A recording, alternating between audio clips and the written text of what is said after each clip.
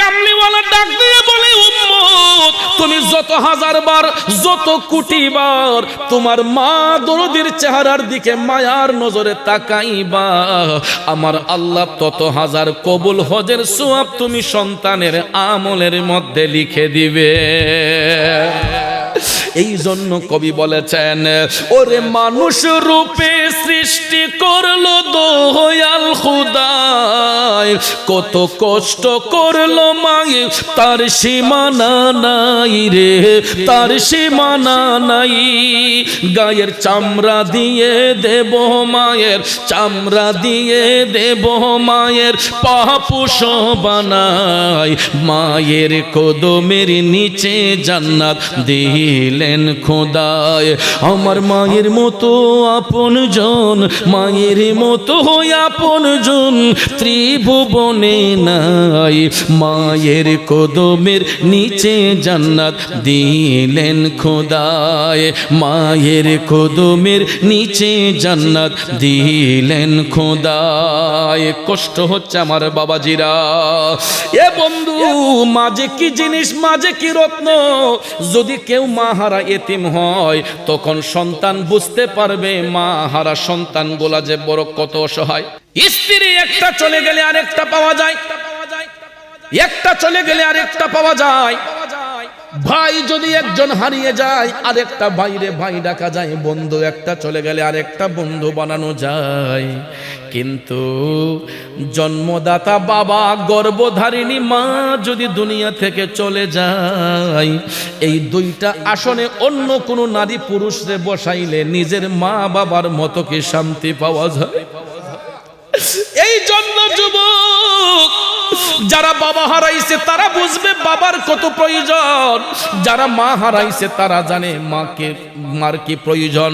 এই জন্য আমার সৌরভ ভাই আজকে বাবা হারাইয়া হারে হারে বুঝতেছে বাবা যে কত বড় মাথার উপর একটা ছায়া ছিল, ঠিক না ঠিক? আজকে নেক্সট সন্তান দুনিয়াতে রেখে যাওয়ার কারণে এই ভাইরা মিলিয়া তাদের বাবার আত্মার শান্তির জন্য, বড় ভাইয়ের আত্মার শান্তির জন্য আজকে দিনের বেলা খানার আয়োজন করেছে, রাতের বেলা মাহফিলের ইন্তজাম করেছে। আমি যখন রুমে গেলাম, কই হুজুর, ও মুরাদ ভাই, আজকের আলোচনা হবে মা বাবার বিষয়ে। সুবহানাল্লাহ। কারণ আমার সৌরভ বন্ধু বাবা হারাইয়া হারে হারে বুঝতেছে বাবার কি শূন্যতা। আমি একজন বাবা হারাই এতিম, 27 বছরের উপরেও আমি এই জবান দিয়া বাবা ডাকতে পারি না। আমি প্রায় মাহফিলে বলি আমি আসলে একটা হতভাগ্য সন্তান। এমন বয়সে আমি বাবা হারাইছি, আমার বাবার জানাজার নামাজটা পর্যন্ত পড়াইবার মতো যোগ্যতা সেই দিন আমার ছিল না। কিন্তু বর্তমানে শত শত মানুষ মারা গেলে আমার জন্য জানাজার মাঠে ঘন্টার পর ঘন্টা অপেক্ষা করে, পিসা হুজুর না আসা পর্যন্ত জানাজা হবে না। এই নবীনগরের মধ্যেও বিভিন্ন এলাকায় আমার মুরিদ সন্তান কেউ যদি মারা যায়, ঘন্টার পর ঘন্টা আমার জন্য অপেক্ষা করে।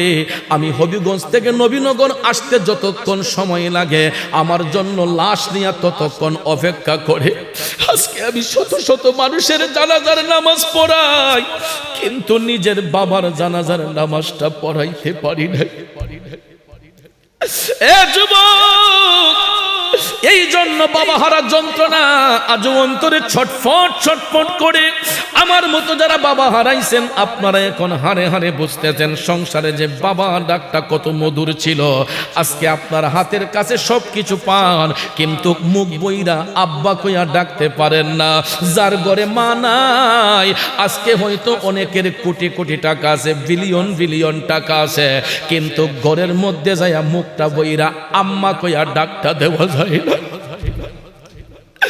সন্তানদের জন্মের এতিম বানায়া মা বাবারা দুনিয়া ছেড়ে অন্ধকার কবরে চলে গেছে। এই জন্য যুবক, আমার রাসূল বলেছেন, মৃত্যুর আগের দিন পর্যন্ত সন্তান যদি মায়ের গোলামি করে, একটা সন্তানও মা বাবার ঋণ পরিশোধ করতে পারবে না। কারণ মা ডাকিটি কত মধুর জানে যে সবাই, মায়ের একটু আদরেতে কি যে শান্তি পাই রে, কি যে শান্তি পাই। কবুল হজের সোয়াব হয়, কবুল হজের সোয়াব হয় দেখলে মায়ের চেহারায়। মায়ের কদমের নিচে জান্নাত দিলেন খোদায়ে, মায়ের কদমের নিচে জান্নাত দিলেন খোদায়। যুবক, মা বাবার মনে কোনোদিন কষ্ট দেওয়া যাবে না, কারণ হাদিস শরীফে আমার রাসূল সন্তানদেরকে জানাইয়া বলতেছেন, এ আমার উম্মতের দলেরা শুনো, আমি যখন মেরাজ শরীফের মধ্যে গিয়েছি, দয়াল নবী যখন মেরাজ শরীফের মধ্যে গিয়েছেন, আল্লাহ রাব্বুল আলামিন রাসূলকে জান্নাত এবং জাহান্নাম দেখার পারমিশন দিয়েছিলেন। দয়াল নবী জান্নাত দেখার আগে বলছেন, জিবরাইল আমি আগে জাহান্নামটা দেখতে চাই, জাহান্নামে আমার উম্মতদেরকে আল্লাহ কোন অবস্থায় রাখছে, আমি জাহান্নামের চিত্রটা আগে দেখতে চাই। জিবরাইল আলাইহিস সালাম বলেন, ইয়া রাসূলুল্লাহ আপনার একান্ত মর্জি। তখন আমার দয়াল নবীজি জাহান্নাম দেখতে প্রবেশ করলেন। জাহান্নামের মধ্যে ঢুইকা আমার রাসূল দেখতেছেন কিছু কিছু কবরের ভিতর থেকে বিদ্রুপের মতো কান্নার শব্দ আসতেছে। নাউজুবিল্লাহ বলবেন না? কিছু কিছু কবরের ভিতর থেকে বিদ্রুপের মতো কান্নার শব্দ আসতেছে, আর কবরের মাটিগুলা ফাইটা আগুনের ফুলকিগুলা উপর দিকে উঠতেছে। অগ্রহায়ণ মাসে খেরের ফাড়ার মধ্যে আগুন লাগাইলে চোখের মধ্যে দেখবেন আগুনের ফুলকিগুলা ঠাস ঠাস করে উপরে উঠে, ঠিক না ঠিক? এই কবরের মাটি ফাইটা আগুনের ফুলকিগুলা উপর দিকে উঠতেছে। এই দৃশ্য দেখে দয়াল নবীজি চোখের পানি ছেড়ে টপ টপ করে কান্না করছেন। আমার নবী কান্না করছেন। জিবরাইল আলাইহিস সালাম বলতেছেন, নবী গো, ইয়া রাসূলুল্লাহ আপনি কান্না করছেন কেন গো নবী? ইয়া রাসূলুল্লাহ যেই কবরের ভিতরে চিৎকার শব্দ শোনা যাচ্ছে নবী গো, এইগুলা হচ্ছে আপনার উম্মতের মধ্যে কিছু উম্মতের কবর। এরা দুনিয়ার জমিনে এদের মা বাবারে কষ্ট দিত, এরা তাদের মা বাবার সাথে বিয়াদবি করত, মা বাবার গায়ের উপর হাত উঠাইতো। আছে না নাই? আছে না নাই? যুবক বন্ধুরা আমার, বাবাজিরাম, একটু দুরূদ শরীফ পড়েন। আল্লাহুম্মা সাল্লি আলা সাইয়্যিদিনা নবিয়ানা মাওলানা মুহাম্মদ নবিয়ানা মাওলানা আল্লাহুম্মা সাল্লি আলা সাইয়্যিদিনা মুহাম্মদ নবিয়ানা মাওলানা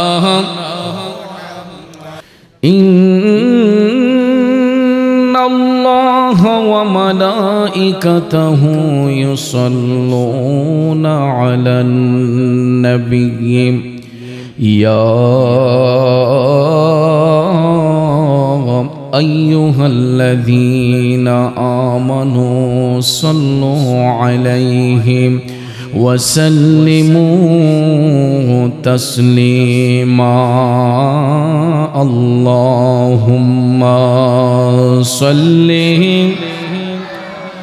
সাইয়্যিদিনা মাওলানা মুহাম্মদ ওয়া আলা আলি সাইয়্যিদিনা মাওলানা।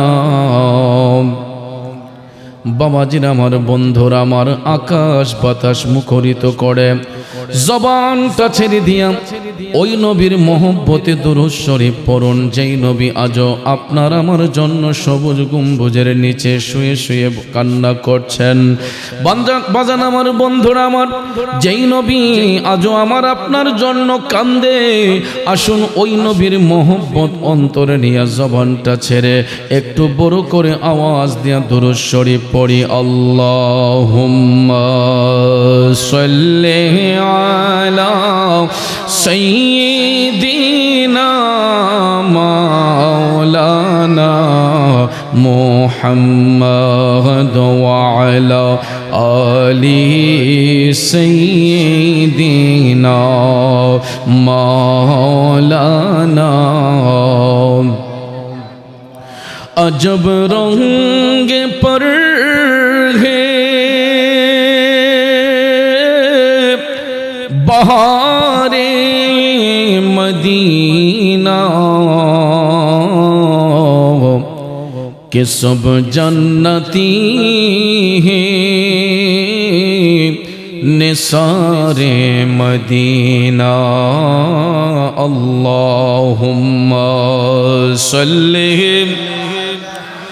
सय्यिदीना मौलाना मुहम्मद वअला आलि सय्यिदीना मौलाना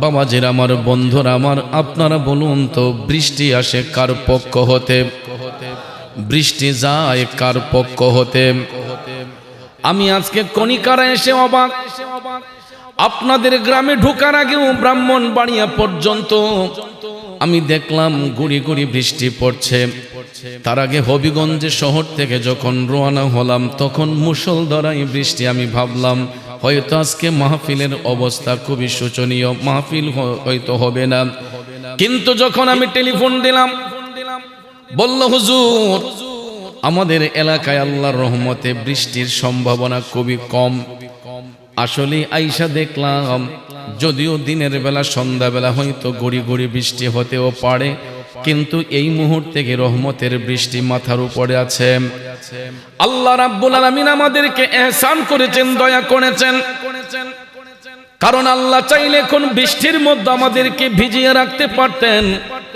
কিন্তু আল্লাহ রাব্বুল আলামিন তার হাবিবের বাগানকে ইজ্জত করে সম্মান করে এই মুহূর্তে আল্লাহ তাআলা আমাদের কাছ থেকে রহমতের বৃষ্টি উঠিয়ে নিয়েছেন যদি আল্লাহ চায় আবারও তো আসতে পারে ঠিক না ঠিক আল্লাহ রাব্বুল আলামিন যেহেতু আমাদেরকে বৃষ্টির মধ্য থেকে হেফাজত করেছেন বৃষ্টি থেকে হেফাজত করেছেন আসুন জবানটা ছেড়ে দিয়া সেই মহান আল্লাহর প্রশংসা কইরা একটু দরুদ মাখা কণ্ঠে আল্লাহ পাকের জিকিরে মশগুল হয়ে যায় একটা জবানও বন্ধ রাখবেন না জবানটা ছেড়ে সবাই আমার সাথে সাথে পড়ুন ইল্লাল্লাহু ইল্লাল্লাহ ইল্লাল্লাহু ইল্লাল্লাহ ইল্লাল্লাহু ইল্লাল্লাহ ইল্লাল্লাহু ইল্লাল্লাহ ইল্লাল্লাহু ইল্লাল্লাহ ইল্লাল্লাহু ইল্লাল্লাহ লা ইলাহা ইল্লাল্লাহ লা ইলাহা ইল্লাল্লাহ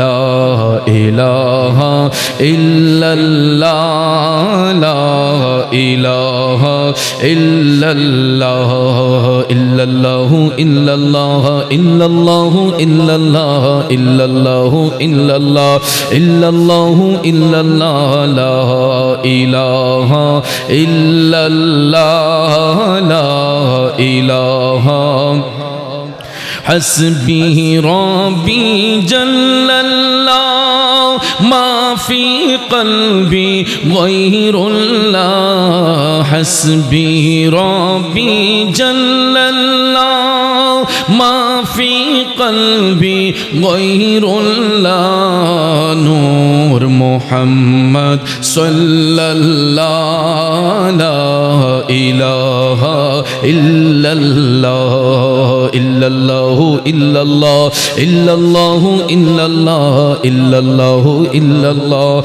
إلا الله إلا الله لا إله إلا الله لا إله أرجو لا إله إلا الله لا إله إلا الله كون مقامي هي الله دون جهان में हे अल्लाह कौन मकाम में हे अल्लाह दोनों जहां में हे अल्लाह जिस्मों में जामी हे अल्लाह ला इलाहा इल्लल्लाह इल्लल्लाह इल्लल्लाह इल्लल्लाह इल्लल्लाह इल्लल्लाह इल्लल्लाह इल्लल्लाह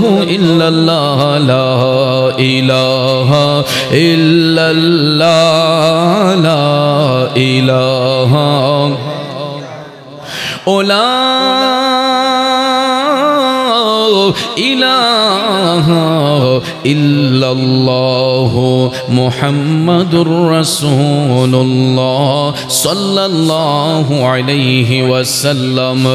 একটা জবানও বন্ধ রাখবেন না, চিৎকার মেরে বলি আল্লাহু আকবার। আর একটু মায়ার সুরে বলি ইয়া রাসূলুল্লাহ, দরদ মাখা কণ্ঠে বলি ইয়া হাবিবাল্লাহ।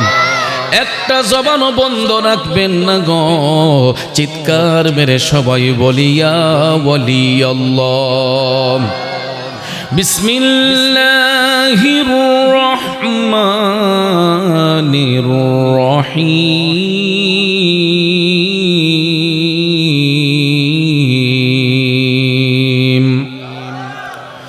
وقضى ربك ألا تعبدوا إلا إياه وبالوالدين إحسانا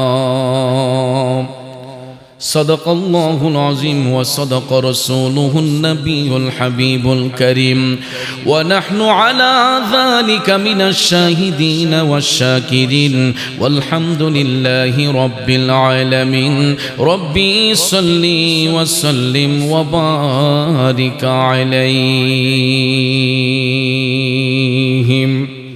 উপস্থিত কনিকারা দিঘির উত্তর পার মরহুম আলহাজ আব্দুল মতিন মাস্টার সাহেব ও এলাকার সকল কবরবাসীর আত্মার মাগফিরাত কামনার্থে আয়োজিত আজকের এই ৫৪তম বার্ষিক ইসালে সওয়াবের মাহফিল ২০২৬ ইংরেজি সনের সম্মানিত সভাপতি, মঞ্চ উপবিষ্ট কনিকারা গ্রাম উন্নয়ন কমিটির সভাপতি শ্রদ্ধেয় বড় ভাই হাজী হাবিবুর রহমান শিশু মিয়া সাহেব, সহসভাপতি জনাব সিদ্দিকুর রহমান সাহেব, মঞ্চ উপবিষ্ট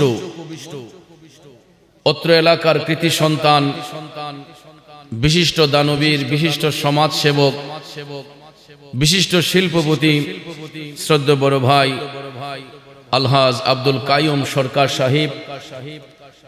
বিশেষ করে আলোচনা করবেন পীরজাদা মুমিনুল ইসলাম সিরাজি সাহেব, আলোচনা করেছেন মাওলানা মুফতি সালেহ আহমদ জিলানী সাহেব, মাহফিল পরিচালনায় হাফেজ মাওলানা মোহাম্মদ আব্দুল্লাহ সহ উপস্থিত শ্রদ্ধেয় মুরব্বিয়ানে কেরাম, যুবক ভাইয়েরা, ছাত্র ভাইয়েরা, পর্দানিশীল মা বোনেরা, সকলের প্রতি আবারও আন্তরিক সালাম, আসসালামু আলাইকুম ওয়া রাহমাতুল্লাহি ওয়া বারাকাতুহু। সম্মানিত হাজিরিন, এই বিশ্বভুবনে আল্লাহ রাব্বুল আলামিন আহকামুল হাকিমিন যত জাতি সৃষ্টি করেছেন, সকল জাতির মধ্য হতে মানুষ জাতিকে আল্লাহ শ্রেষ্ঠ জাতি রূপে স্বীকৃতি দিয়েছেন, ঠিক না বেঠিক? আল্লাহ সুবহানাহু ওয়া তাআলা সূরা বনী ইসরাঈলের মধ্যে ২৩ নম্বর আয়াতে পাকে আল্লাহ তাআলা তার ইবাদতের সাথে কাউকে শরীক করতে বারণ করেছেন। আবার সাথে সাথে আল্লাহ ছোট্ট একটা ওয়াও শব্দ মাঝখানে ব্যবহার করে পৃথিবীতে দুইজন ব্যক্তিকে সম্মানিত করেছেন। সম্পর্কে একজন হলেন আমাদের বাবা, একজন হলেন আমাদের মা, যাদের মাধ্যমে, যাদের পবিত্র বন্ধনে একটা সন্তান দুনিয়ার আলো বাতাস দেখতে পায়। কথা কোন ঠিক কিনা? কারণ এই দুনিয়ার আলো বাতাস দেখতে হলেই আদম সন্তানদের পিতামাতার প্রয়োজন হয়। কথা বলেন ঠিক কিনা?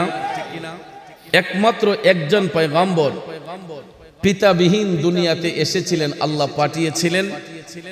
উনি হচ্ছেন আল্লাহর পয়গম্বর হযরতে ঈসা রূহুল্লাহ।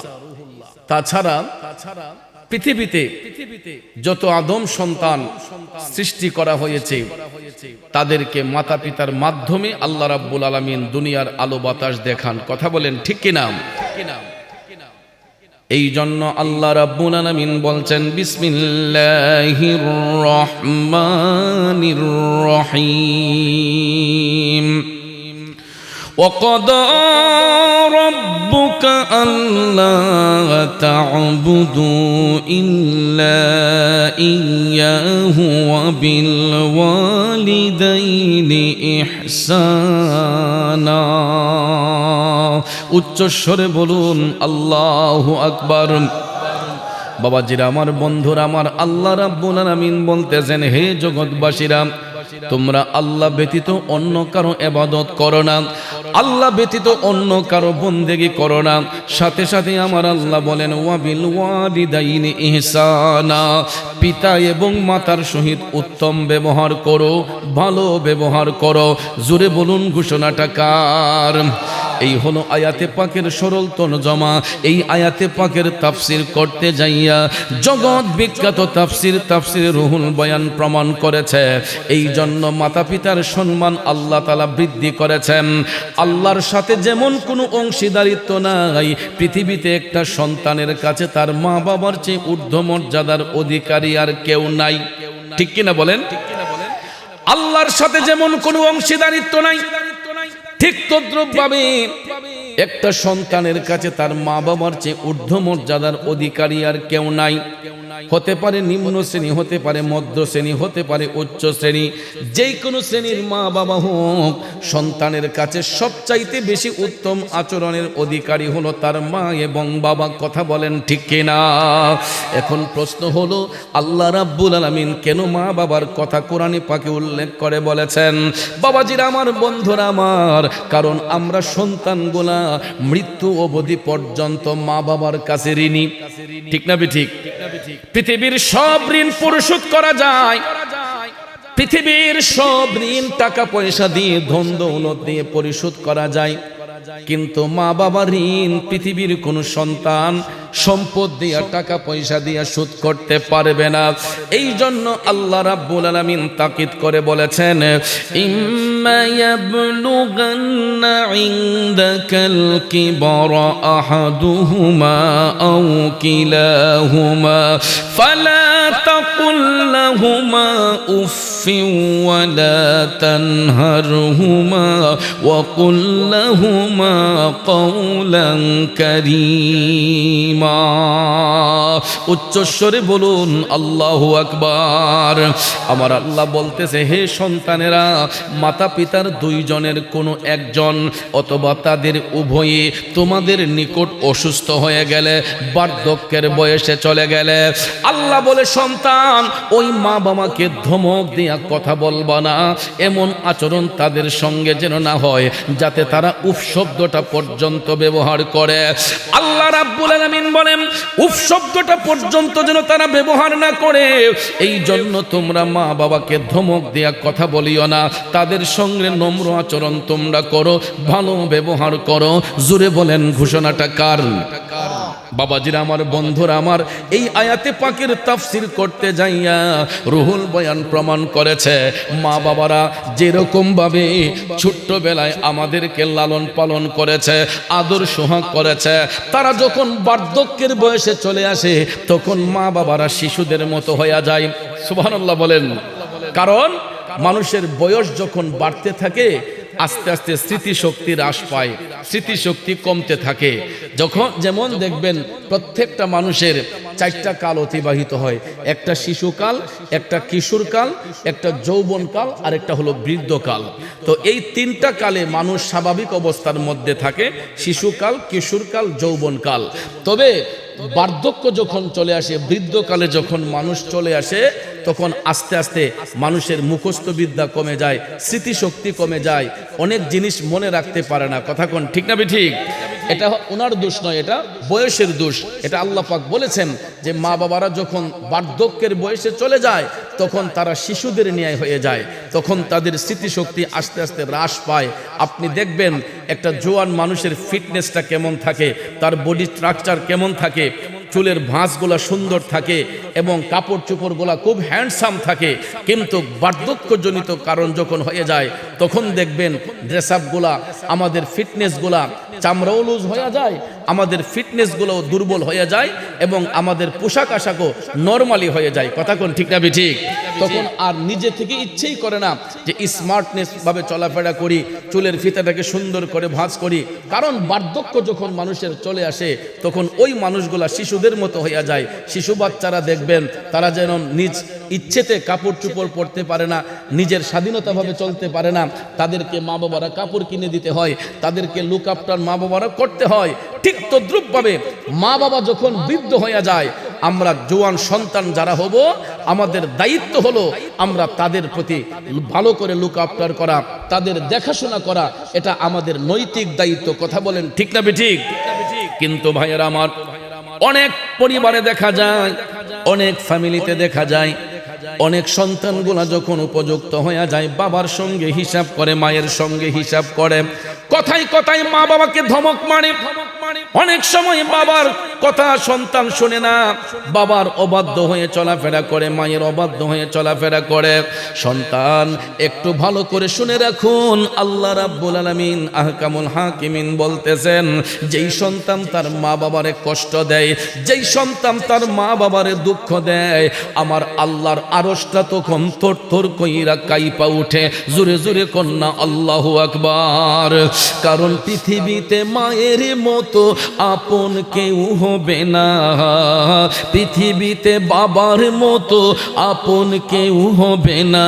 তোমরা কোনো দিনও মা বাবার মনেতে কষ্ট দিও না, তোমরা কোনো দিনও মা বাবার দিলেতে আঘাত দিও না।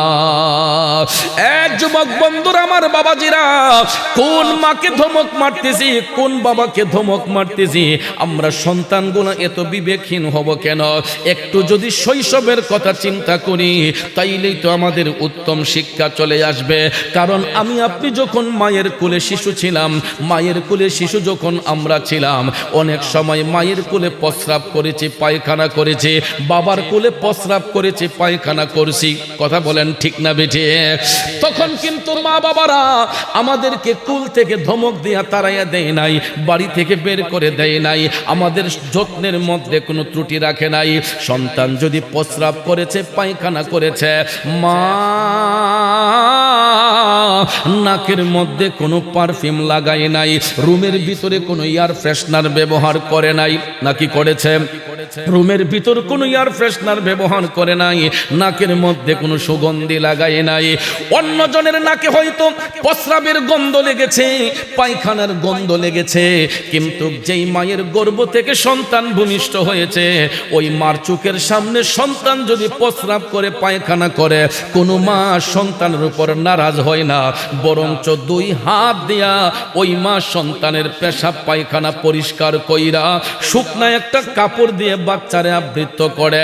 মা দরদি ওই পেশাব পায়খানায় ভরানো কাপড়গুলা নিজের হাতে ওয়াশরুমে নিয়ে ধৌত করে, টিউবওয়েলে নিয়ে ধৌত করে, পুকুর ঘাটে নিয়ে ধৌত করে। কথা বলেন ঠিক না বিঠি? এই জন্য কবি লিখেছেন, মা বিনে বান্ধব নাই রে, মা বিনে বান্ধব নাই রে, এই যে সোনার দুনিয়ায়, ভেবে দেখো কি করছো এই মায়ের লাগিয়া, ভেবে দেখো কি করছো এই মায়ের লাগিয়া। এ বন্ধু, আমার মদিনার কামলিওয়ালা নবী, মায়ার নবী, হাদিস শরীফের মধ্যে বলেছেন, যেই ঘরের মধ্যে বাবা আছে ওই ঘরে আল্লাহর রহমত আছে, যেই ঘরের মধ্যে মা আছে ওই ঘরের মধ্যে আল্লাহর জান্নাত আছে। সুবহানাল্লাহ কোন। এটা কিভাবে? কারণ আল্লাহর নবীর সাহাবী আমার নবীর কদমে গিয়া উপস্থিত হইয়া বলতেছেন, ইয়া রাসূলুল্লাহ, নবী গো, ওগো মায়ার নবী, দয়ার নবীজি, আমার মা তো বেদিন, আমার মা মুশরিক।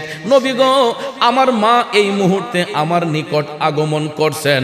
ইয়া রাসূলুল্লাহ, আমি কি এই মুহূর্তে আমার মায়ের সাথে সৎ ব্যবহার করব না দুর্ব্যবহার করব? যুবক বন্ধুরা, বাবাজিরা, কথাটা মনোযোগ দিয়ে বোঝার চেষ্টা করুন। মা হচ্ছে মুশরিক, নবীর দিনে আসে নাই, কিন্তু সন্তানটা নবীর দিনে এসেছে, আমার নবীর উপর ঈমান এনেছে। ওই সন্তান আমার নবীর কাছে যাইয়া বলতেছে, নবী গো, আমার মা আমার নিকট আগমন করেছে। ইয়া রাসূলুল্লাহ, আমার মা তো মুশরিক, আমার মা তো বেদিন। ও নবী গো, এই মুহূর্তে কি আমি আমার মায়ের সঙ্গে সদ্ব্যবহার করব নাকি দুর্ব্যবহার করব? আল্লাহর হাবিব সাল্লাল্লাহু আলাইহি ওয়াসাল্লাম ডাক দিয়া বললেন, উম্মত, অবশ্যই অবশ্যই তুমি তোমার মায়ের সাথে সৎ ব্যবহার করবা। অথচ মা সত্য দিনে আসে নাই, মা নবীর দিনে আসে নাই, কিন্তু সন্তান যখন রাসূলকে প্রশ্ন করলো, আমার মদিনার কামলিওয়ালা নবী বলতেছেন, উম্মত, অবশ্যই অবশ্যই তুমি তোমার মার সাথে সৎ ব্যবহার করবা, ভালো আচরণ করবা। এই কারণে করবা, তুমি তোমার মায়ের গর্ভে 10 মাস 10 দিন ছিলা। কারণ বাজান আমার বন্ধুরা, আমার হাদিস শরীফে আমার নবী কামলিওয়ালা বলেছেন, একটা সন্তান যখন মায়ের গর্ভে আল্লাহ দান করে, 2.5 থেকে 3 মাস যাওয়ার সাথে সাথে আমার আল্লাহ ওই সন্তানের রূহটা মায়ের গর্ভে দান করে দেয়। এরপরে মায়ের শরীরের রক্ত মাংস খাইয়া বাচ্চাটা যখন আস্তে আস্তে বড় হতে লাগে, 6 মাস 7 মাস 8 মাস যখন পার হয়ে যায়, অনেক সময় মাদের পেটগুলা আস্তে আস্তে সামনের দিকে যায়।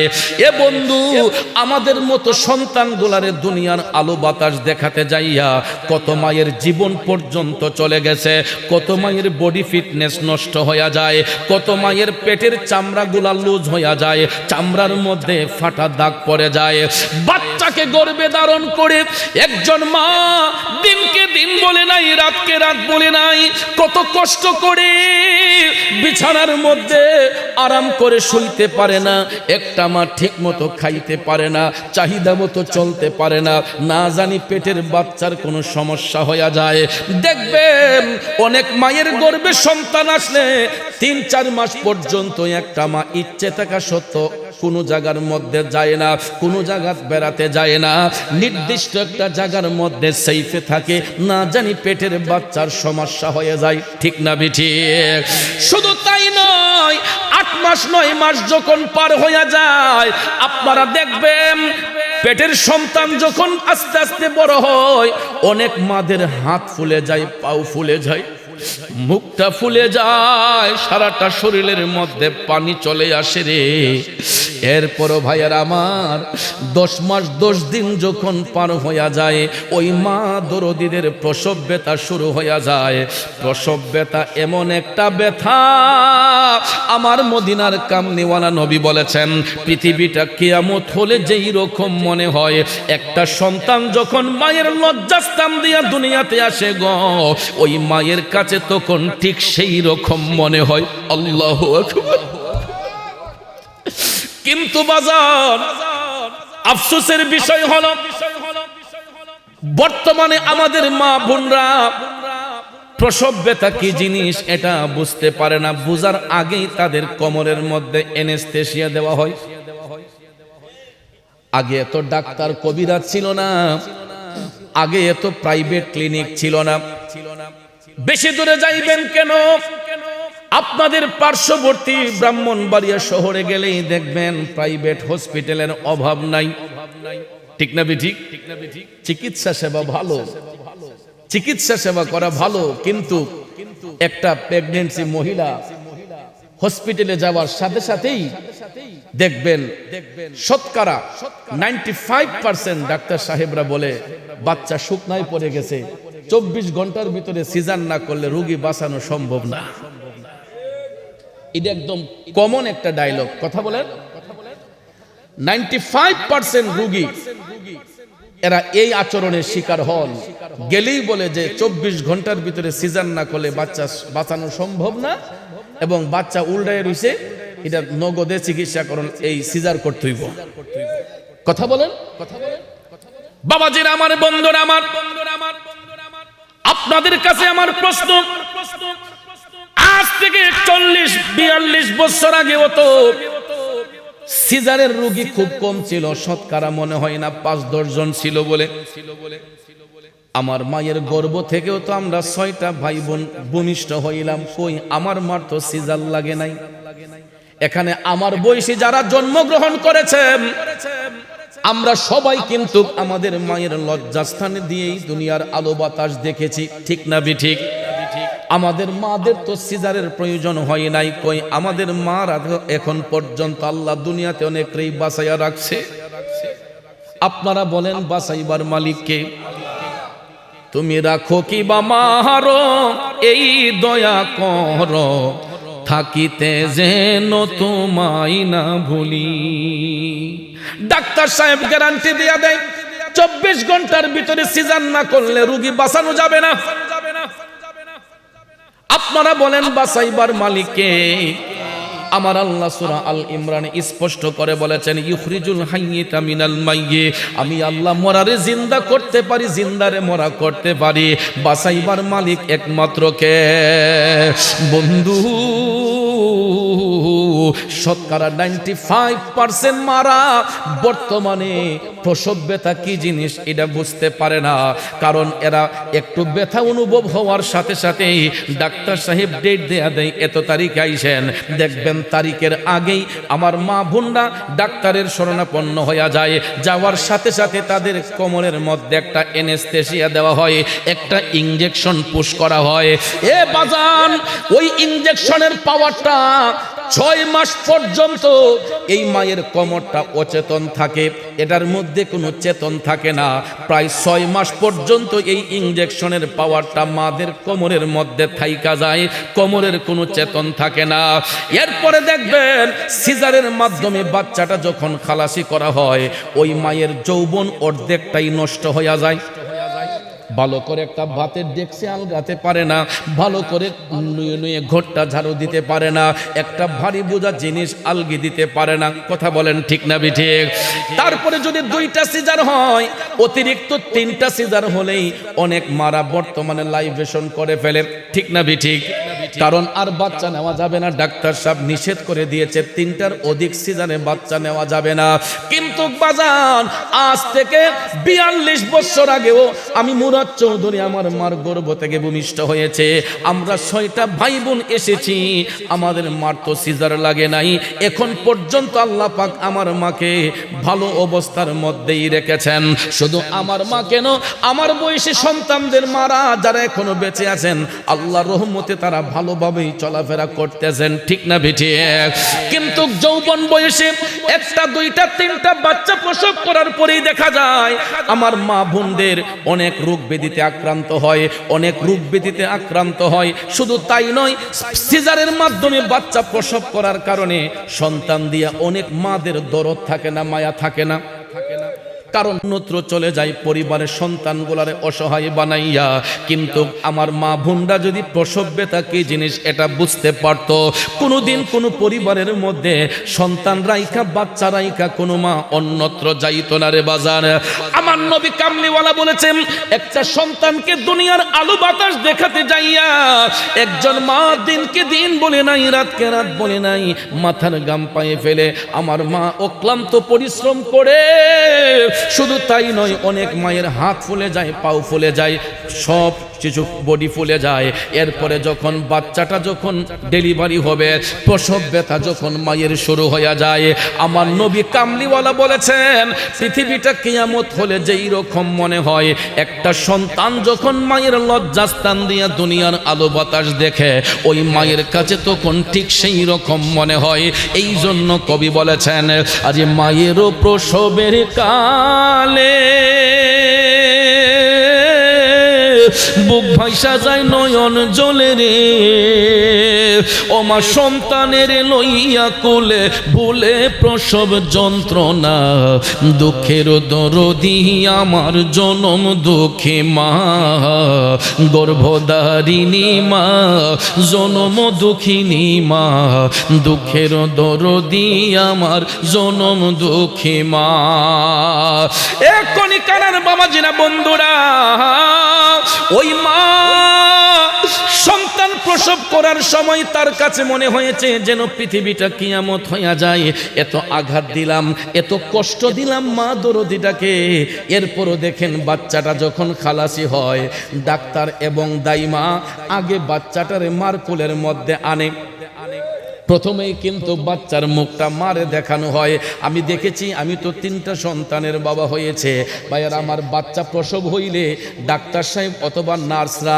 আগে বাচ্চার মুখটা মাকে দেখায় আপনারা লক্ষ্য করে দেখবেন এই যে 10 মাস 10 দিন এত কষ্ট এত আঘাত সহ্য করলো মা যখন তার বাচ্চার মুখের দিকে তাকায় গো ওই মা যদি অজ্ঞান হইয়া পড়ে থাকে মার শরীরের মধ্যে যদি কোনো চেতন নাও থাকে বাচ্চাটার মুখের দিকে তাকাইয়া দেখবেন 10 মাস 10 দিনের প্রসব বেতার জ্বালা ভুলিয়া ওই মায়ের মুখ দিয়া তখন কষ্টের ভিড়ে একটা মুস্কি মুস্কি হাসি বের হয়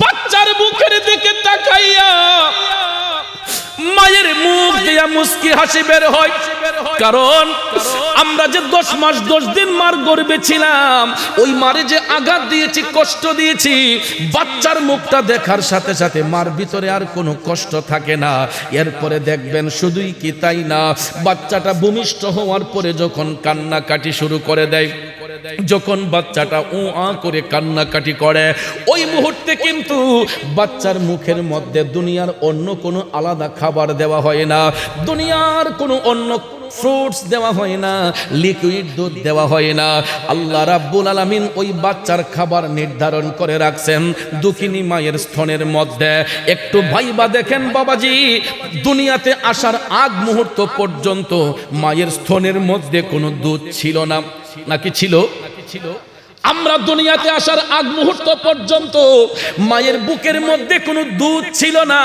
কিন্তু একটা সন্তান যখন মায়ের গর্ভ থেকে দুনিয়াতে আগমন করার সাথে সাথে আমার আল্লাহ তার রিজিকের ব্যবস্থা করে দেন মা দুঃখিনীর 2টা স্তনের মধ্যে মা যখন বাচ্চার মুখটা মায়ের স্তনের মধ্যে লাগাইয়া দেয় গো ওই শিশু সন্তানের কান্নাটা মুহূর্তের মধ্যেই বন্ধ হয়ে যায় কথা বলেন ঠিক না বেঠিক এই জন্য কবি বলেছেন 2টি বছর পান করালেন মায়ের বুকের দুধ কোলে বুকে নিয়ে আমায় দিলেন কত সুখ 2টি বছর পান করালেন মায়ের বুকের দুধ কোলে বুকে নিয়ে আমায় দিলেন কত সুখ কিভাবে সেই মাকে ছেলে কিভাবে সেই মাকে ছেলে মন্দ কথা বলে মা কেন এত দামি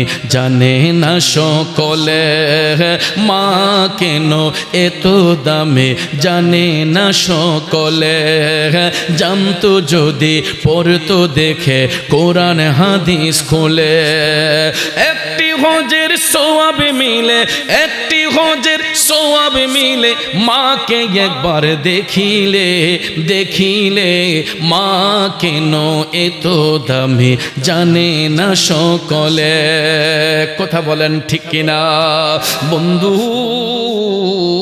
আমরা মার গর্ভে 10 মাস 10 দিন ছিলাম মারে কষ্ট দিয়েছে দুনিয়াতে আয়েশা মায়ের বুকের দুধ পান করেছে মায়ের আদর সোহাগ ভালোবাসা পেয়েছে এই কারণে আল্লাহর হাবিব সাল্লাল্লাহু আলাইহি ওয়াসাল্লাম মাকে সম্মানিত করে মার সম্মান বৃদ্ধি করে দয়াল নবী একজন সাহাবীকে বললেন উম্মত কোন সন্তান যদি তার মার চেহারার দিকে একবার মায়ার নজরে চায় কয়বার কোন সন্তান যদি মার চেহারার দিকে একবার মায়ার নজরে তাকায় আমার নবী কামলিওয়ালা বলছেন ওই সন্তানের আমলে আমার আল্লাহ একটা আকবরী হজের সওয়াব দান করে দেয় হাজী সাহেব সাহেবানাগণ লক্ষ লক্ষ টাকা খরচ করে 10 লাখ 20 লাখ টাকা খরচ করে হাজী সাহেবগণ সাহেবানাগণ মক্কা শরীফ মদিনা শরীফ জিয়ারত করে আসেন। আমি নিজেও করে আসছি, প্রতি বছরই একবার যাওয়ার চেষ্টা করি।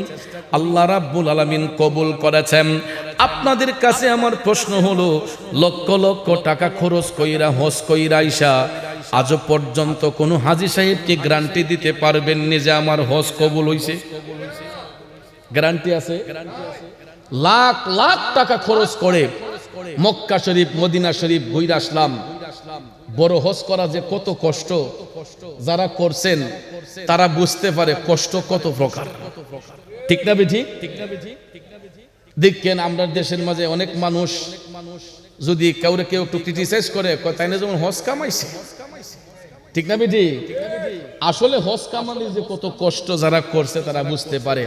আরাফা, মিনা, মুজদালিফায় সেখান থেকে যখন আবার মিনাতে আইসা কঙ্কর মারতে হয় শয়তানকে, এই যে সকালবেলার হাঁটাটা যে কত কষ্টের, একমাত্র হাজী সাহেব সাহেবানাগণ বুঝতে পারে। এরপর আল্লাহ তাআলা আল্লাহর বান্দাদের উপর রহমত বর্ষণ করে। কথা কোন ঠিক না বেঠিক? এত কষ্ট করে হজ করে আসলাম, এরপর আজ পর্যন্ত কোন হাজী সাহেব সাহেবানাগণ হজের কোনো গ্যারান্টি দিতে পারবে না যে আমার হজটা কবুল হইছে। কিন্তু আমার দয়াল নবীজি একটা গ্যারান্টি দিয়েছেন। আল্লাহর নবীর সাহাবী নবীর কাছে প্রশ্ন করলেন, ইয়া রাসূলুল্লাহ, নবী গো, আমি যদি আমার মার চেহারার দিকে তাকাই, রাসূল বললেন, উম্মত একবার যদি কেউ মার চেহারার দিকে মায়ার নজরে তাকায়, আমার আল্লাহ ওই সন্তানের আমলে একটা আকবরী হজের সওয়াব দান করে। মনের খুশিতে সাহাবী আবার নবীকে ডাক দিয়া বললেন, নবী গো, ইয়া রাসূলুল্লাহ, আমি যদি দৈনিক আমার মার চেহারার দিকে 10 বার তাকাই, আমার নবী কামলিওয়ালা বলছে উম্মত 10টা কবুল হজের সওয়াব। সাহাবী ডাক দিয়া বললেন, ইয়া রাসূলুল্লাহ, নবী গো, আমি যদি দৈনিক 100 বার তাকাই, আমার নবী বললেন উম্মত 100টা কবুল হজের সওয়াব আল্লাহ দান করব।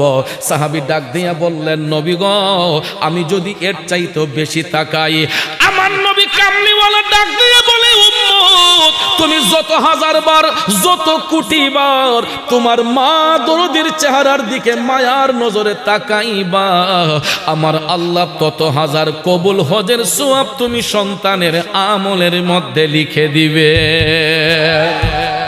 এই জন্য কবি বলেছেন, ওরে মানুষ রূপে সৃষ্টি করলো দয়াল খুদায়, কত কষ্ট করলো মায়ে তার সীমানা নাই রে, তার সীমানা নাই। গায়ের চামড়া দিয়ে দেব মায়ের, চামড়া দিয়ে দেব মায়ের পাপুষ বানায়, মায়ের কদমের নিচে জান্নাত দিলেন খোদায়। আমার মায়ের মতো আপনজন, মায়ের মতো আপনজন ত্রিভুবনে নাই, মায়ের কদমের নিচে জান্নাত দিলেন খোদায়, মায়ের কদমের নিচে জান্নাত দিলেন খোদায়। কষ্ট হচ্ছে আমার বাবাজিরা। এ বন্ধু, মাঝে কি জিনিস, মাঝে কি রত্ন। যদি কেউ মা হারা এতিম হয়, তখন সন্তান বুঝতে পারবে মা হারা সন্তানগুলা যে বড় কত অসহায়। আমি আজকে বৃষ্টির মধ্য দিয়ে যখন ঘর থেকে বের হলাম, আমার আম্মা আমারে বারবার ডাক্কা কই, পুত্রে রাস্তাঘাটের মধ্যে তো কাদা থাকবে, বৃষ্টির মধ্যে তো অনেক সময় ট্রাক্টরের কাদাগুলা যখন পিচডালের উপরে পড়ে রাস্তাটা তখন পিচ্ছিল হইয়া যায়। আম্মা বারবার কইরা কইছে, কফুর ফরাদ মেরে কই গাড়িটা স্লো টানার জন্য, অত রেস দিও না, কারণ রাস্তার মধ্যে যদি কাদা থাকে দুর্ঘটনা ঘটতে পারে। বারবার করে আমাকে অ্যালার্ট করছে, সতর্ক দিচ্ছে। কই আর তো কেউ আমাকে এই পর্যন্ত বললো না যে তুমি রাস্তাটা দেখা যাও, গাড়িটা সাবধানে নিও। মা দরদি কিন্তু ঠিকই বইলা দিছে, পুত্রে তুমি গাড়িটা সাবধানে নিও, রাস্তার ঘাটে একটু দেখা চইল, বৃষ্টির মধ্যে তো স্পিডে গাড়ি চালানো যাবে না, গাড়িটাকে একটু স্লোলি নিও। কারণ মা বুঝতে পারে একটা সন্তানরে মানুষ করতে যাইয়া যে মার কতটুক পরিশ্রম হয়েছে, এই জন্য কোনো মা চায় না তার সন্তানটা বিপদে পড়ুক, কোনো মা চায় না তার সন্তানটা ব্যথা পাক, কোনো মা চায় না তার সন্তানের দুর্ঘটনা ঘটুক। প্রত্যেকটা মা, শুধু আমার মা নয়, প্রত্যেকটা সন্তানের মা, তার সন্তান যদি মায়ের চোখের আড়ালে থাকে, একটা মাও ঠিক মতো খায় না, ঠিক মতো ঘুমায় না রে বন্ধু, আওয়াজ করে বলুন ঠিক না বিঠিক।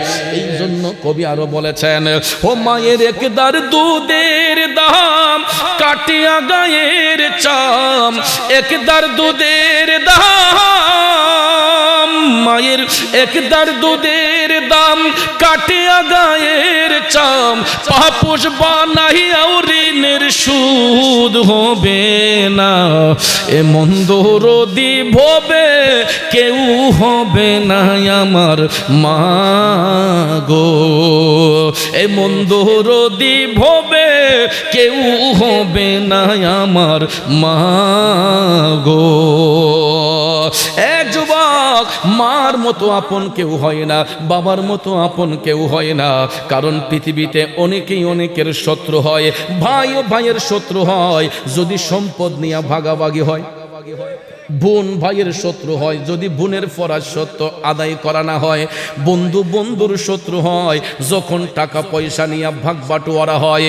কিন্তু পৃথিবীতে নিঃস্বার্থে দুইটা বন্ধু আছে, যেই দুইটা বন্ধু কোনোদিন সন্তানের শত্রু হয় না। একজনের নাম হলো বাবা, একজনের নাম হলো মা। এই দুইটা লোক কোনোদিন সন্তানের শত্রু হয় না, সন্তানের সম্পদের মধ্যে ভাগ বসায় না, টাকা পয়সার মধ্যে ভাগ বসায় না। যতই হয় আরো ততই দোয়া করে, আল্লাহ আমার ফুতের আরো বাড়াইয়া দাও, ঠিক না ঠিক? কিন্তু অনেক সময় মার পেটের ভাইও, ভাই বড় ভাইয়ের যদি সম্পদ বাইরা যায়, ছোট ভাইয়ের যদি কম থাকে, মাইজম মিয়ার যদি কম থাকে, দেখবেন কয় আরে অমুক মেয়ের হয়ে গেছে, আমারই তো না কেরে, ঠিক না ঠিক? কেমনে বাইরে ডিঙ্গায় আবার উপরে যাইবো, এরকম চিন্তা অনেক সময় মার পেটের ভাইরাও করে। কিন্তু নিঃস্বার্থে দুইটা বন্ধু, একজন হলো মা, একজন হলো বাবা, এরা কোনোদিন সন্তানের অমঙ্গল চায় না। যতই হয় আরো দোয়া করে, আল্লাহ আমার ফুতের আরো বাড়াইয়া দাও, আল্লাহ আমার পুতের আরো বাড়াইয়া দাও, কথা কোন ঠিক না ঠিক? এরপরে ভাইয়ারা আমার লক্ষ্য করে দেখবেন, আপনি যখন বিদেশে থাকবেন, ঘরের স্ত্রী যখন মাস শেষে টাকার আবদার করে, যেই টাকা দিবেন দেখবেন তার খরচ কইরেই শেষ হয় না। কিন্তু আপনি 2000 5000 টাকা যখন বিদেশ থেকে মার জন্য পাঠাইবেন, বাবার জন্য পাঠাইবেন, দেখবেন টাকাটা আসার সাথে সাথে মা ধরে কয় আমি নিয়ত করে রাখছিলাম মসজিদে 500 টাকা দেব, মাদ্রাসায় 500 টাকা দেব আমার ছেলের বরকতের জন্য, রুজিতে উন্নতির জন্য, ঠিক না ঠিক? টাকাটা হাতে পাই, আল্লাহ আমার ফুতের কামাই। তখন দেখবেন এই টাকা থেকে কিছু টাকা মা আল্লাহর হস্তে হাদিয়া দিয়া দেয়, আল্লাহ আমার ফুতের বাঁচাই, আমার ফুতের আপদ বিপদ থেকে আল্লাহ রক্ষা কইল। কিন্তু অনেক পরিবারে বিবি সাবরা আছে, টাকা 10,000 20,000 30,000 পাইও কয় এই মাসও কি বাড়াই দিতে পারছো না, কথা কোন ঠিক না ঠিক?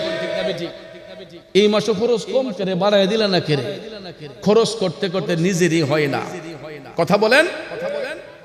এ বন্ধুরা আমার, বাবাজিরা, পায়ে হাত ধরে বলবো, কোনোদিন মা বাবার শত্রু মনে করবেন না, মা বাবার কাছে কোনো কথা গোপন রাখবেন না।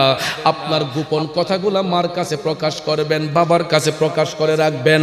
দেখবেন যদি কোনো সমস্যায় পড়েও যান, আপনার মা বাবা দেখবেন আপনার জন্য নফল রোজা রাখবে, নফল নামাজ পড়বে, কথা কোন ঠিক কিনা? আমরা যখন পরীক্ষার হলে যাইতাম, আমি প্রায় সময় দেখতাম আম্মা আমরা লাগে রোজা রাখতো, নামাজ পড়তো, যে আমার ছেলের রেজাল্ট যাতে ভালো হয়, আমার ছেলের পড়াশোনা যাতে ভালো হয়। এটা শুধু আমার মা নয়, প্রত্যেকটা পরিবারে অনেক মারা আছে তার বাচ্চার জন্য রোজা রাখে, নফল নামাজ পড়ে, বাচ্চার ভবিষ্যৎ সুন্দর করার জন্য। আর আমরা কি করি? ওই মা বাবারে শত্রু মনে করি।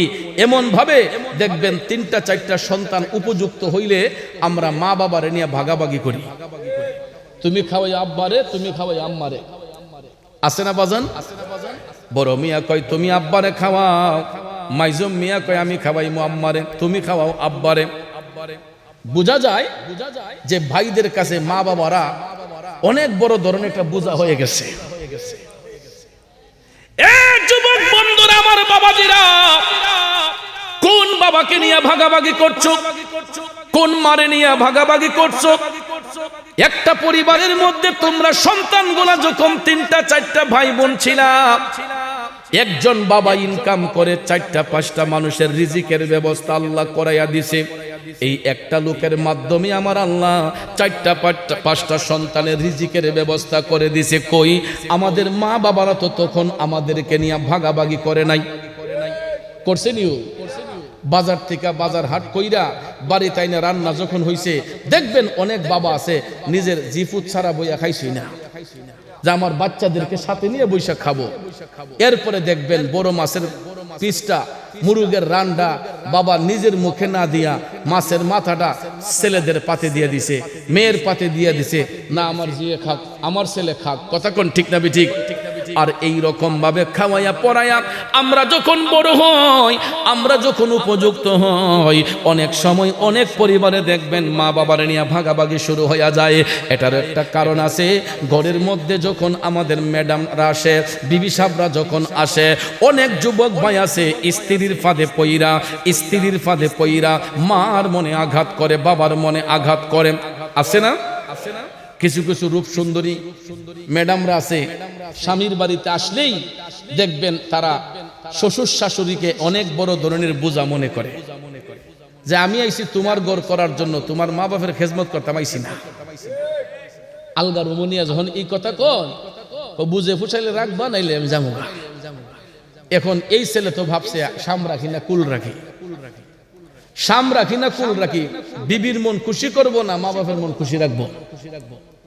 বাবাজিরা আমার, যদি ওই ভাইটা যদি ভাইয়ের মতো হয়, ওই স্বামীটা যদি স্বামীর মতো হয়, তাইলে স্ত্রীকেও খুশি রাখতে পারে, মা বাবার অবস্থানে রাইখা খুশি রাখতে পারে। এরপরে যদি স্ত্রীর মন পুষে না, সুন্দর করে বলবেন তোমার রাস্তা তুমি ধরো, আমি সব ছাড়তে পারবো, মা বাবা ছাড়তে পারবো না। এই কথাটা তো অনেক সন্তানের মুখ দিয়ে আসে না, ভাবে যে এই রূপ সুন্দরী গেলে গানি আন্নি নসিবার একটা মিলে।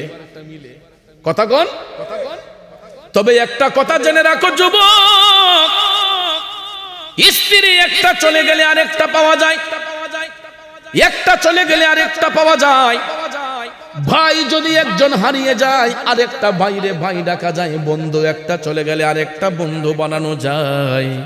কিন্তু জন্মদাতা বাবা, গর্ভধারিণী মা যদি দুনিয়া থেকে চলে যায়, এই 2টা আসনে অন্য কোনো নারী পুরুষরে বসাইলে নিজের মা বাবার মতো কি শান্তি পাওয়া যায়? এই জন্য যুবক, যারা বাবা হারাইছে তারা বুঝবে বাবার কত প্রয়োজন, যারা মা হারাইছে তারা জানে মার কি প্রয়োজন। এই জন্য আমার সৌরভ ভাই আজকে বাবা হারাইয়া হারে হারে বুঝতেছে বাবা যে কত বড় মাথার উপর একটা ছায়া ছিল। ঠিক না ঠিক? আজকে নেক্সট সন্তান দুনিয়াতে রেখে যাওয়ার কারণে এই ভাইরা মিলিয়া তাদের বাবার আত্মার শান্তির জন্য, বড় ভাইয়ের আত্মার শান্তির জন্য আজকে দিনের বেলা খানার আয়োজন করেছে, রাতের বেলা মাহফিলের ইন্তজাম করেছে। আমি যখন রুমে গেলাম, কই হুজুর, ও মুরাদ ভাই, আজকের আলোচনা হবে মা বাবার বিষয়ে। সুবহানাল্লাহ। কারণ আমার সৌরভ বন্ধু বাবা হারাইয়া হারে হারে বুঝতেছে বাবার কি শূন্যতা। আমি একজন বাবা হারাই এতিম, 27 বছরের উপরেও আমি এই জবান দিয়া বাবা ডাকতে পারি না। আমি প্রায় মাহফিলে বলি আমি আসলে একটা হতভাগ্য সন্তান, এমন বয়সে আমি বাবা হারাইছি। আমার বাবার জানাজার নামাজটা পর্যন্ত পড়াইবার মতো যোগ্যতা সেই দিন আমার ছিল না। কিন্তু বর্তমানে শত শত মানুষ মারা গেলে আমার জন্য জানাজার মাঠে ঘন্টার পর ঘন্টা অপেক্ষা করে, পিসা হুজুর না আসা পর্যন্ত জানাজা হবে না। এই নবীনগরের মধ্যেও বিভিন্ন এলাকায় আমার মুরিদ সন্তান কেউ যদি মারা যায়, ঘন্টার পর ঘন্টা আমার জন্য অপেক্ষা করে। আমি হবিগঞ্জ থেকে নবীনগর আসতে যতক্ষণ সময় লাগে, আমার জন্য লাশ নিয়ে ততক্ষণ অপেক্ষা করে। আজকে আমি শত শত মানুষের জানাজার নামাজ পড়াই, কিন্তু নিজের বাবার জানাজার নামাজটা পড়াইতে পারি না। এ যুবক, এই জন্য বাবা হারা যন্ত্রণা আজ অন্তরে ছটফট ছটফট করে। আমার মতো যারা বাবা হারাইছেন আপনারা এখন হারে হারে বুঝতেছেন সংসারে যে বাবা ডাকটা কত মধুর ছিল। আজকে আপনার হাতের কাছে সবকিছু পান, কিন্তু মুখ বইরা আব্বা কইয়া ডাকতে পারেন না। যার ঘরে মা নাই, আজকে হয়তো অনেকের কোটি কোটি টাকা আছে, বিলিয়ন বিলিয়ন টাকা আছে, কিন্তু ঘরের মধ্যে যাইয়া মুখটা বইরা আম্মা কইয়া ডাকটা দেওয়া যায় না। সন্তানদের জন্মের এতিম বানায়া মা বাবারা দুনিয়া ছেড়ে অন্ধকার কবরে চলে গেছে। এই জন্য যুবক, আমার রাসূল বলেছেন মৃত্যুর আগের দিন পর্যন্ত সন্তান যদি মায়ের গোলামি করে, একটা সন্তানও মা বাবার ঋণ পরিশোধ করতে পারবে না। কারণ মা ডাকিটি কত মধুর জানে যে সবাই, মায়ের একটু আদরেতে কি যে শান্তি পাই রে, কি যে শান্তি পাই। কবুল হজের সোয়াব হয়, কবুল হজের সোয়াব হয় দেখলে মায়ের চেহারায়। মায়ের কদমের নিচে জান্নাত দিলেন খোদায়ে, মায়ের কদমের নিচে জান্নাত দিলেন খোদায়। যুবক, মা বাবার মনে কোনোদিন কষ্ট দেওয়া যাবে না। কারণ হাদিস শরীফে আমার রাসূল সন্তানদেরকে জানাইয়া বলতেছেন, এ আমার উম্মতের দলেরা শুনো, আমি যখন মেরাজ শরীফের মধ্যে গিয়েছি, দয়াল নবী যখন মেরাজ শরীফের মধ্যে গিয়েছেন, আল্লাহ রাব্বুল আলামিন রাসূলকে জান্নাত এবং জাহান্নাম দেখার পারমিশন দিয়েছিলেন। দয়াল নবী জান্নাত দেখার আগে বলছেন, জিবরাইল আমি আগে জাহান্নামটা দেখতে চাই। জাহান্নামে আমার উম্মতদেরকে আল্লাহ কোন অবস্থায় রাখছে আমি জাহান্নামের চিত্রটাকে দেখতে চাই। জিবরাইল আলাইহিস সালাম বলেন, ইয়া রাসূলুল্লাহ আপনার একান্ত মর্জি। তখন আমার দয়াল নবীজি জাহান্নাম দেখতে প্রবেশ করলেন। জাহান্নামের মধ্যে ঢুইকা আমার রাসূল দেখতেছেন কিছু কিছু কবরের ভিতর থেকে বিদ্রুপের মতো কান্নার শব্দ আসতেছে। নাউজুবিল্লাহ বলবেন না? কিছু কিছু কবরের ভিতর থেকে বিদ্রুপের মতো কান্নার শব্দ আসতেছে। আর কবরের মাটিগুলা ফাইটা আগুনের ফুলকিগুলা উপর দিকে উঠতেছে। অগ্রহায়ণ মাসে খেরের ফাড়ার মধ্যে আগুন লাগাইলে চোখের মধ্যে দেখবেন আগুনের ফুলকিগুলা ঠাস ঠাস করে উপরে উঠে, ঠিক না ঠিক? এই কবরের মাটি ফাইটা আগুনের ফুলকিগুলা উপর দিকে উঠতেছে। এই দৃশ্য দেখে দয়াল নবীজি চোখের পানি ছেড়ে টপ টপ করে কান্না করছেন। আমার নবী কান্না করছেন। জিবরাইল আলাইহিস সালাম বলতেছেন, নবী গো, ইয়া রাসূলুল্লাহ আপনি কান্না করছেন কেন গো নবী? ইয়া রাসূলুল্লাহ যেই কবরের ভিতরে চিৎকার শব্দ শোনা যাচ্ছে নবী গো, এইগুলা হচ্ছে আপনার উম্মতের মধ্যে কিছু উম্মতের কবর। এরা দুনিয়ার জমিনে এদের মা বাবারে কষ্ট দিত, এরা তাদের মা বাবার সাথে বিয়াদবি করত, মা বাবার গায়ের উপর হাত উঠাইতো। আছে না নাই? আছে না নাই? যুবক বন্ধুরা, আমার বাবাজিরা, একটু দুরূদ শরীফ পড়েন। আল্লাহুম্মা সাল্লি আলা সাইয়্যিদিনা আদিনা বিয়ানাম মাওলানা মুহাম্মদ নাবিয়ানাম মাওলানা আল্লাহুম্মা সাল্লি আলা সাইয়্যিদিনা মুহাম্মদ নাবিয়ানা মাওলানা।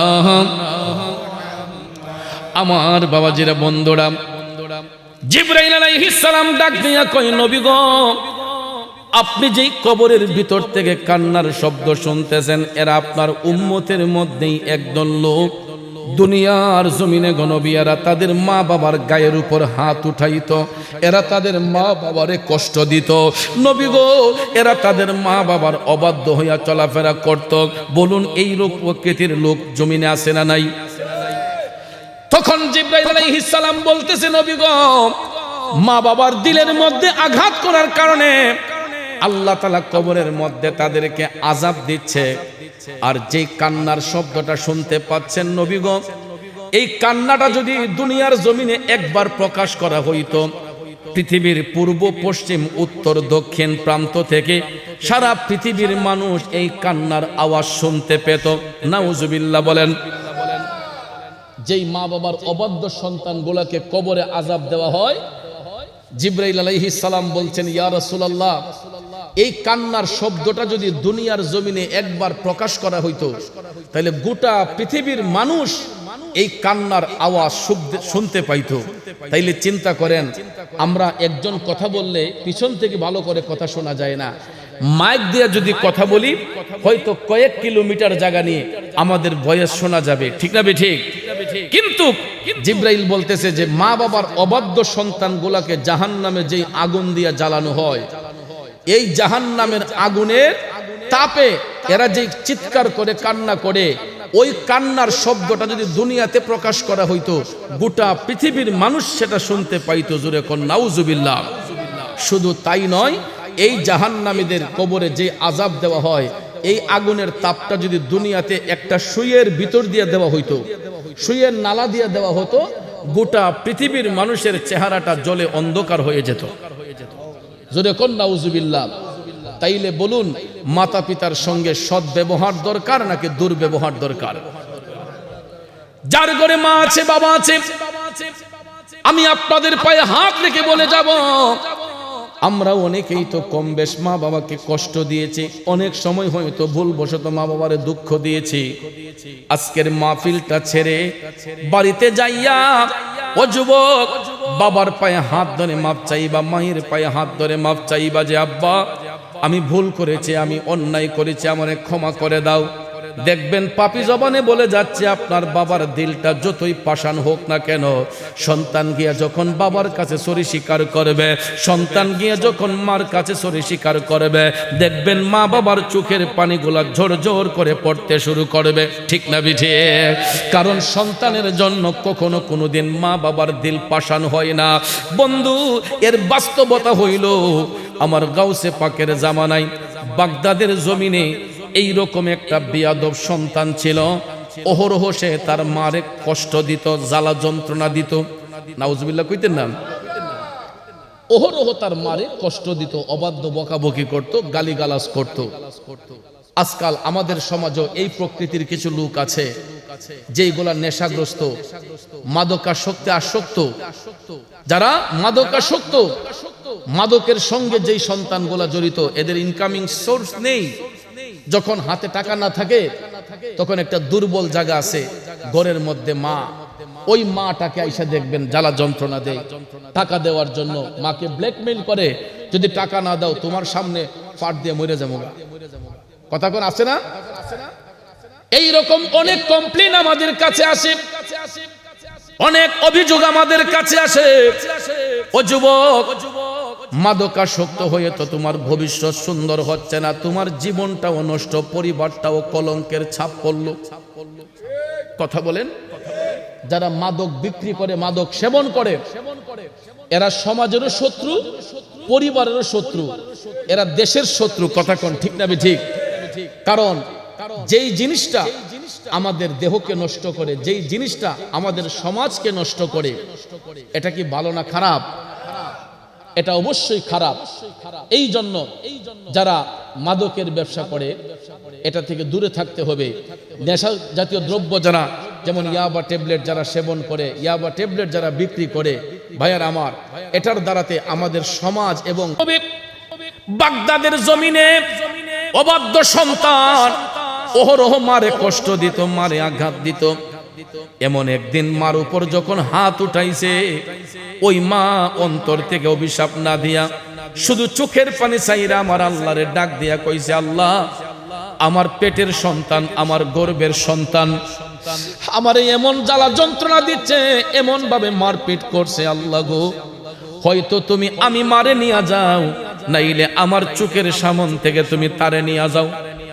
এখন বুঝেন কতটুক কষ্ট পাইলে, না ফ্যান লাগবে না, কতটুক কষ্ট পেলে একজন মায়ের জবান থেকে, না সাউন্ড ঠিক আছে, সাউন্ড ঠিক আছে, আলহামদুলিল্লাহ, বাবাজিরা আমার, কথার মধ্যে ব্যাঘাত সৃষ্টি করবেন না। তো আলহামদুলিল্লাহ, যেটা বলতে চেয়েছিলাম, ওই সন্তান মার উপর আঘাত যখন করলো, মা দরদি আমার আল্লাহরে ডাক দেয়া কয়, আল্লাহ হয়তো আমি মারে নিয়ে যাও, নাইলে আমার চোখের সামন থেকে তারে নিয়ে যাও। আমার পেটের সন্তান হয়ে আমার গায়ের উপর আঘাত করে, আমার উপর টর্চারিং করে। আল্লাহ গো, আমি মা সহ্য করতে পারছি না, হয়তো তার চোখের সামন থেকে আমারে নিয়ে যাও, নাইলে আমার চোখের সামন থেকে তারে নিয়ে যাও। এখন চিন্তা করেন কতটুকু কষ্ট পাইলে একটা মার জবান দিয়া এই কথাটা আসে।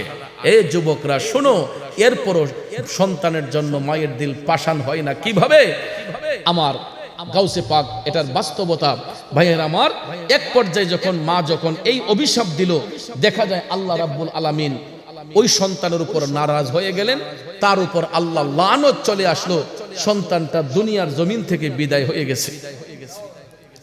মার অভিশাপ থাকার কারণে সন্তানটা দুনিয়া থেকে বিদায় হয়ে গেছে। তারে যখন কাফন দাফন করানো হইল, এই বাগদাদের রাস্তা দিয়া, দজলা নদীর পাট দিয়া, পিরানি পীর দস্তগীর, কুতুবে রাব্বানি, মাহবুবে সুবহানি, শেখ সুলতান সৈয়দ মহিউদ্দিন আব্দুল কাদের জিলানী আল গিলানী আল বাগদাদি রহমাতুল্লাহ আলাইহি যখন নুরানি তশরিফ নিয়ে যাচ্ছেন, আমার গাউসে পাক হঠাৎ করে দেখতে পাইলেন একটা কবরস্থান দেখা যায়।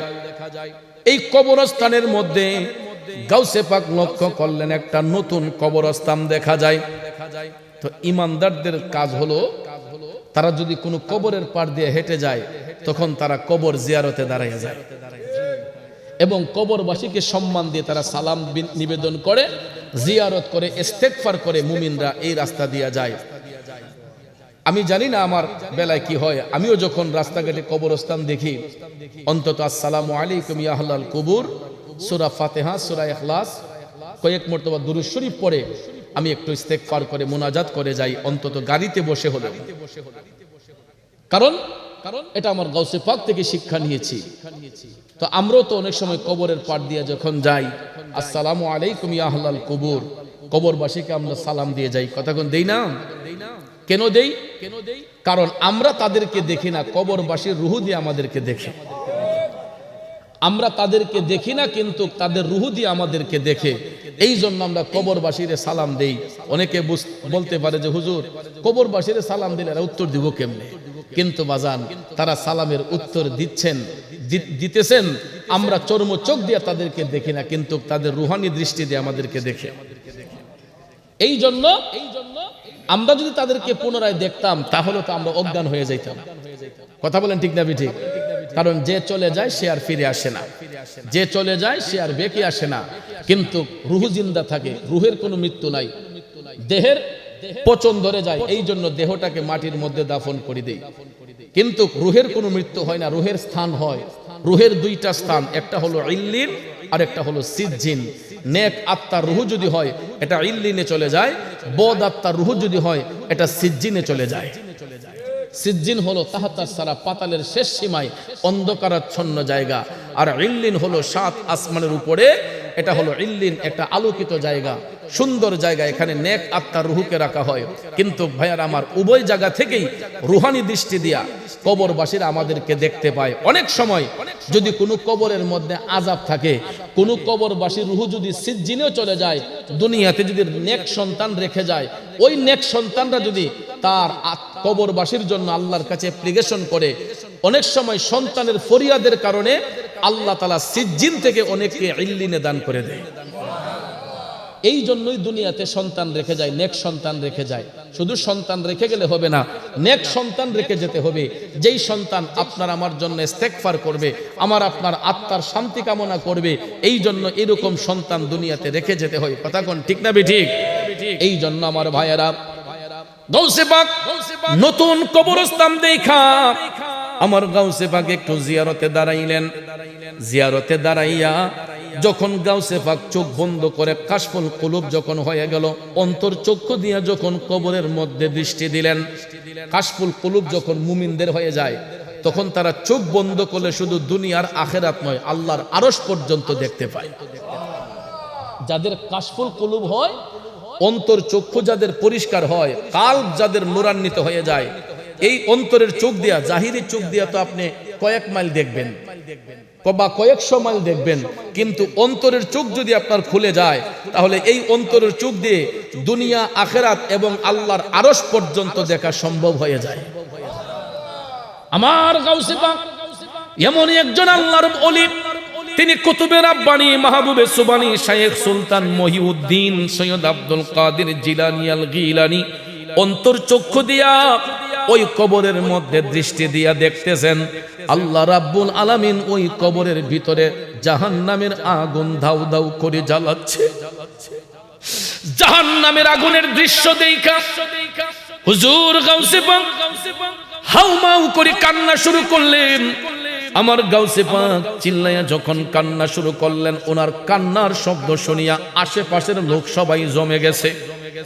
আশেপাশের লোক জমে গেছে, কই হুজুর আপনি এই কবরের পারে দাঁড়াইয়া কাঁদতেছেন কেন? আপনি জানেননি এটা কার কবর? আমার গাউসে পাক কয়, বাবারা রে, আমি জানি না এটা কার কবর, তবে এতটুক জানি এই কবরের ভিতরে যিনি শুয়ে আছেন তার কবরের মধ্যে জাহান্নামের আগুন জ্বলতেছে। তখন এলাকাবাসীরা ডাক দিয়া কই, হুজুর আপনি কথাটা সত্যই বলেছেন, এই ছেলেটা তার মায়ের অবাধ্য সন্তান ছিল। হুজুর, সে তার মারে মারপিট করত, গালিগালাজ করত, এই জন্য তার মা আল্লাহর কাছে দোয়া করার কারণে এই সন্তানের উপর আল্লাহর অভিশাপ আসছে, এই জন্য ওই সন্তান দুনিয়া থেকে বিদায় হয়ে গেছে। তখন গাউসে পাক টপ টপ করে চোখের পানি ছাইরা বলতেছে, না রে না, তোমরা যতই করে বলো না কেন, সন্তানের জন্য মায়ের দিল কখনো পাষাণ হয় না। সন্তানের জন্য মায়ের দিল কখনো পাষাণ হয় না। সন্তান যতই আঘাত করুক না কেন, যতই অত্যাচার করুক না কেন, সন্তানের জন্য কখনো কোনোদিন মায়ের দিল পাষাণ হয় না। আমি একবার তার মার সাথে দেখা করতে চাই, আমাকে লোকেশনটা বলো। তখন এলাকাবাসীরা বলল, হুজুর বেশি দূরে না, ওই যে সামনের বাড়িটা দেখা যায়, এটাই হলো এই ছেলের মায়ের বাড়ি, আপনি এখানে গেলে তার মার সাথে কথা বলতে পারবেন। হুজুর গাউসে পাক সত্যি সত্যি সত্যি হাইটা হাইটা হাইটা ওই বাড়ির কাছে গেলেন। বাড়ির বাহির থেকে গাউসে পাক সালাম দিলেন। ভিতর থেকে যখন সালামের জবাব আসলো, তখন গাউসে পাক মধুর কণ্ঠে ডাক দিয়ে বললেন, মা, অনুমতি দিলে আমি আপনার ঘরে ঢুকতে চাই। কি দিলে? এখান থেকে একটা মাসালা শিক্ষা নিতে হবে। আমরা অনেক সময় শ্বশুর বাড়ি যাই, খালার বাড়ি যাই, মামার বাড়ি যাই, বন্ধুর বাড়ি যাই, নিজের বাড়িও যাই, কোনো সালাম তো নাই, গলা কাশিও নাই। এটা ইসলাম নিষেধ করেছে। রাসূল বলেছেন, তোমরা কারো বাড়িতে ঢোকার আগে বাহির থেকে সালাম নিবেদন করো। এটা যদি তোমার নিজের বাড়িও হয়, অন্যের বাড়ি তো দূরের কথা, রাসূল বলেছেন তুমি তোমার নিজের বাড়িতে প্রবেশ করার আগেও তুমি বাহির থেকে আগে সালাম বিনিময় করো। যদি ভিতর থেকে সালামের জবাব না আসে, তুমি 3 বার গলা কাশি দাও। কেন? ঘরের ভিতরে মহিলা মা বোনদের একটা ব্যক্তিগত স্বাধীনতা আছে। কি আছে? মহিলাদের ব্যক্তিগত একটা স্বাধীনতা ঘরের ভিতরে থাকে, যেটা আমরা পুরুষরা ভিতরে বাহিরে থাকে, কিন্তু বাহিরে মহিলাদের এই স্বাধীনতা নেই। ঘরের ভিতরে তাদের একটা ব্যক্তিগত স্বাধীনতা আছে। অনেক সময় অনেক মায়ের বুকের উপর ওড়না থাকে না, মাথায় কাপড় থাকে না, অনেক সময় বাচ্চাকে দুধ পান করায়, এরকম একটা তাদের একটা ব্যক্তিগত রিল্যাক্স মোড আছে। এটা ঘরের ভিতরে মহিলাদের ব্যক্তিগত স্বাধীনতা। আমি ঘরের কর্তা, অভিভাবক, তা সত্ত্বেও যাতে তাদের এই ব্যক্তিগত স্বাধীনতায় হস্তক্ষেপ না করি, এই জন্য রাসূল বলেছেন আপনি ঘরের কর্তা, এরপরও ঘরে ঢোকার আগে মহিলাদেরকে সতর্ক করতে হবে, অ্যালার্ট করতে হবে যে বাহির থেকে হয়তো কেউ আসছে। মাথায় কাপড় না থাকলে কাপড় দিবে, বুকে ওড়না না থাকলে ওড়না দিবে, বাচ্চাকে দুধ পান করা অবস্থায় থাকলে নিজেকে সেফ করে নিবে। ঠিক কি না? কিন্তু আমরা তো সারপ্রাইজ দেওয়ার জন্য ভাবি ডাইরেক্ট গিয়ে ঘরে ঢুকে যাই। কথা কোন ঠিক না বেঠিক? আফা করেনি গো, ডাইরেক্ট গিয়ে ঘরে ঢুকে যাই, কিন্তু এটা ইসলাম নিষেধ করেছে। অন্যের বাড়ি তো দূরের কথা, নিজের বাড়িতে ঢোকার আগেও আপনি সালাম বিনিময় করবেন। যদি এটাও লজ্জা লাগে, রাসূল বলেছেন তোমরা 3 বার গলা কাশি দেও, যাতে ভিতরের মহিলারা অ্যালার্ট হয়ে যায়, সতর্ক হয়ে যায়, যাতে আমরা বুঝতে পারি যে বাহির থেকে কেউ আসতেছে, তারা নিজেকে সেফ করতে পারে। এই জন্য রসুল বলেছেন কারো বাড়িতে ডাইরেক্ট গিয়া ঢুকবা না। এটা হতে পারে একজন গরিব লোকের বাড়িও, তারপর আপনি ঢুকতে গেলে অনুমতি নিয়ে ঢুকতে হবে। ভিতরে কেউ আসেননি, আসবো কি, এরকম ভাবে আমরা অনুমতি সাপেক্ষে, এটা কোনো মাইন্ডের বিষয় না, এটা সুন্নত, এটা আমাদের শিক্ষা মাসআলা। আজকের পর থেকে এটা যেন মনে থাকে সবার, কারো বাড়িতে ডাইরেক্টলি না ঢুকে বাহির থেকে সালাম বিনিময় করে গলা কাশি দিয়ে মহিলাদেরকে অ্যালার্ট করে আমরা ভিতরে প্রবেশ করব। যেটা দেখেন গাউসে পাক আব্দুল কাদের জিলানী ইচ্ছে করলে ফুট করে ঘরের মধ্যে ঢুকতে পারতেন। তিনি আগে বাহির থেকে সালাম নিবেদন করলেন, সালাম বিনিময় কইরা ভিতর থেকে যখন সালামের জবাব আসলো তখন তিনি বললেন, মা অনুমতি দিলে আমি ঘরে ঢুকতে চাই। তখন তিনি বললেন, কে আপনি? তখন তিনি বললেন, মা আমার নাম আব্দুল কাদের।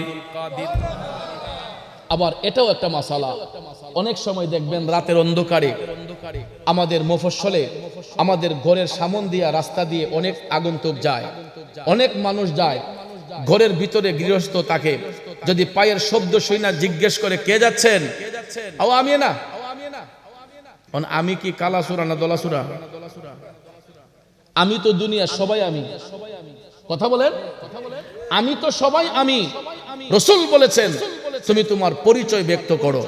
ভিতর থেকে গৃহস্থ যদি জানতে চাচ্ছে যে আমার বাড়ির সামনে কে যাচ্ছেন, ভাই আমি আব্দুল কাদের, ভাই আমি আব্দুল মালিক, আমি আব্দুল কুদ্দুস, ভাই আমি মুরাদ চৌধুরী, ভাই আমি কাইম সরকার, এরকম ভাবে আমাদের নিজের পরিচয় দিয়ে দিতে হবে, যাতে করে বাড়িওয়ালা বুঝতে পারে যে না তার পরিচিত জন, তার আপন জন তার বাড়ির সামন দিয়ে যাচ্ছে। না হলে তো অনেক চোর ডাকাতও যেতে পারে। কথা বলেন।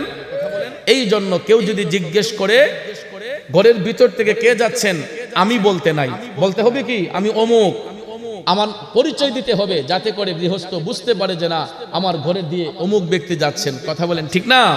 তাহলে আমরা এরকম ভাবে পরিচয় দেব। আরেকটা মাসালা শিক্ষা নেন, অনেক সময় আমরা অনেকের নাম বিকৃত করে ডাক দিই। যেমন আমার নাম মুরাদ, আমার যদি কেউ মুরাদ দেন, হ্যাঁ, তাইলে আমার নামটা কি শুদ্ধ হলো? এরকম ভাবে আব্দুল কুদ্দুস, এটা দেখে কুদ্দুচ্চা, আব্দুল সালাম দেখে সালাম মিয়া, এইগুলো কখনো বলতে নাই, ঈমান নষ্ট হয়ে যায়। মুসলমানদের অনেক সময় ঢঙ্গের মধ্যে ঈমান চলে যায়। এই জন্য ভাইয়ার আমার, কিছু কিছু নাম অর্থবোধক নাম, আমরা মুসলমানের সন্তান, আমাদের প্রত্যেকটা নামের ভালো অর্থ আছে, আমাদের প্রত্যেকটা নামের ভালো ভালো অর্থ আছে। এই জন্য কখনো কোনোদিন কারো নাম বিকৃত করে ডাকবেন না। যার নাম যেটা, এই নাম ধরে ডাকবেন, অমুক মিয়া, অমুক ভাই, অমুক চাচা, অমুক কাকা, এরকম ভাবে নাম ধরে ধরে ডাক দিতে হবে। নামকে বিকৃত করে কখনো ডাকা যাবে না, ঠিক আছে? ভদ্র মহিলা জানতে চাইলেন কে যাচ্ছেন, তিনি বললেন, মা আমার নাম আব্দুল কাদের, আপনি অনুমতি দিলে ঘরে ঢুকতে চাই। ভদ্র মহিলা বললেন, ঠিক আছে আসুন। ঘরের ভিতর ঢুকিয়া গাউসে পাক ডাক দিয়ে বললেন, মাগো আমি ওই রাস্তা দিয়া যাচ্ছিলাম গো মা, আমি ওই রাস্তা দিয়া যাচ্ছি, তখন দেখতে পেলাম একটা নতুন কবরস্থান। আমি খবর নিয়ে জানতে পারলাম মা এটা আপনার গর্বের সন্তান। মাগো মা, লোক মারফতে জানতে পারলাম আপনার ছেলেটা মনে হয় আপনারে খুব আঘাত দিছে, কষ্ট দিছে গো মা। সন্তানের জন্য তো কোনোদিন মায়ের মন পাষাণ হয় না।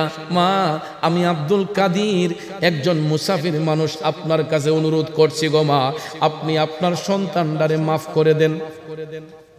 তখন ভদ্র মহিলা মাথাটা নোয়ে বলতেছে, হুজুর অন্য কোনো কথা আসেনি বলেন? আমি তারে মাফ দিতাম না, আমারে যে আঘাত দিছে হুজুর, আমি ছেলেরে মাফ দিতাম না। গাউসে পাক ডাক দিয়া কয়, মা আমি আব্দুল কাদের তার কবরের দিকে নজর করেছি গো মা, আমি কাশফুল কুলুবের মাধ্যমে জানতে পারছি আপনার সন্তানের কবরের মধ্যে জাহান্নামের আগুন জ্বলতেছে। ভদ্র মহিলা ডাক দিয়া কই, জ্বলুক, আমার তাতে কিছু আসে যায় না হুজুর।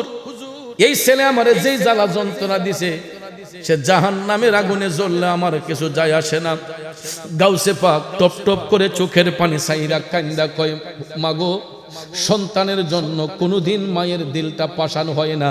আমি বুঝতে পারছি গো মা, তোমার জাদুমণি তোমারে খুব বেশি কষ্ট দিয়া দিছে। আচ্ছা মা, তুমি তোমার সন্তানরে মাফ দিতে হবে না, তুমি তোমার সন্তানরে ক্ষমা করতে হবে না। একটা বার কি আমার সাথে তোমার ছেলের কবরের পারে যাইবানি? একবার, দুইবার, তিনবারের বেলায় গাউসে পাক এই কথা যখন বললেন, ভদ্র মহিলা কয়, আচ্ছা হুজুর, আপনি মুসাফির মানুষ, আপনার এই কথাটুকু রাখবো, কবরের পারে যাবো, কিন্তু মাপ দিতাম না।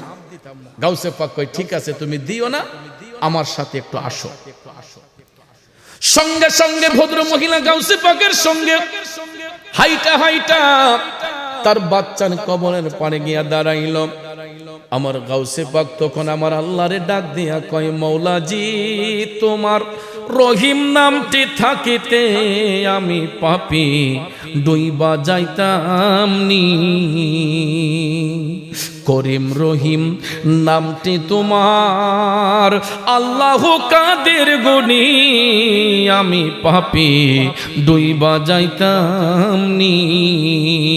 মৌলাজি, তোমার রহিম নামটি থাকিতে আমি পাপী ডুইবা যাইতাম নি। গাউসে পাক ডাক দিয়া কয়, আল্লাহ, সন্তানের জন্য তো কখনো মায়ের দিল পাষাণ হয় না। আল্লাহ, ওই ছেলেটা হয়তো তার মার মনে কষ্ট দিছে, আঘাত দিছে। আল্লাহ, তুমি সন্তানটার উপর নারাজ হইও না। আল্লাহ, তার মায়ের মনটা তুমি নরম করে দাও। আমার গাউসে পাক আল্লাহরে ডাক দিছে, ওই ডাকের গুরুত্ব আসেনি? আল্লাহর ওলিরা ডাক দিলে আমার আল্লাহ ডাকে সাড়া দেয়নি। গাউসে পাক আমার মৌলাকে যখন এই বলে ডাক দিলেন, আল্লাহ, সন্তানের জন্য মায়ের দিল পাষাণ হয় না। আল্লাহ গো, আমি আব্দুল কাদির তো ওই সন্তানের আযাবটা নিজ চোখে দেখে ফেলেছি। আল্লাহ, তুমি তার মায়ের মনটারে নরম বানাইয়া দাও, মার মনটারে তুমি নরম করে দাও। এই বলে দোয়া করলেন। গাউসে পাকের অ্যাপ্লিকেশন আমার আল্লাহর কাছে গ্রান্টেড হয়ে গেছে। তখন গাউসে পাক ওই মায়ের দিকে বেলায়েতি নজর করলেন। আমার গাউসে পাকের রুহানি তাওয়াজ্জু পাইয়া, নজর মুবারক পাইয়া, মার মনটা আসলেই একটু দুর্বল হয়ে গেছে, নরম হয়ে গেছে। গাউসে পাক কয়, মা, তোমার জাদুরে মাপ দিতে হবে না, একবার চোখটা বন্ধ করে অন্তর দৃষ্টি দিয়া তোমার ছেলের কবর একটু তাকাও। গাউসে পাকের নজরে মহিলার অন্তর পরিষ্কার হয়ে গেছে, তার অন্তর চক্ষু খুলে গেছে। যখন গাউসে পাকের কথায় এই ভদ্র মহিলা চোখটা বন্ধ করে তার ছেলের কবরের দিকে রুহানি নজর করল, মা যখন আপন চোখে দেখলো তার সন্তানটা জাহান্নামের আগুনে ধাউ ধাউ করে জ্বলতেছে, আর কি মায়ের মন পাষাণ থাকতে পারে? নিজের গর্ভের সন্তান যখন জাহান্নামের আগুনে জ্বলতেছে, মা একটা চিৎকার মেরে গাউসে পাকরে কই, হুজুর, আমার জাদু যদি কষ্ট দিয়া থাকে, আমি মার মনেই তো দিছে, আল্লাহ তাআলা কেন আমার জাদুরে এইভাবে কবরে আগুন দিয়া জ্বালাচ্ছে? হুজুর, যদি আমি মায়ের কষ্টের কারণে আমার জাদুরে আল্লাহ কবরের মধ্যে আযাব দিয়া থাকে, আমি মার কারণে যদি আমার সন্তানের কবরে আযাব হইয়া থাকে, আমি আর সহ্য করতে পারছি না হুজুর, আমি অন্তর দিয়ে আমার জাদুরে মাফ কইরা দিলাম। আরো জোরে জোরে কন্না আল্লাহু আকবার।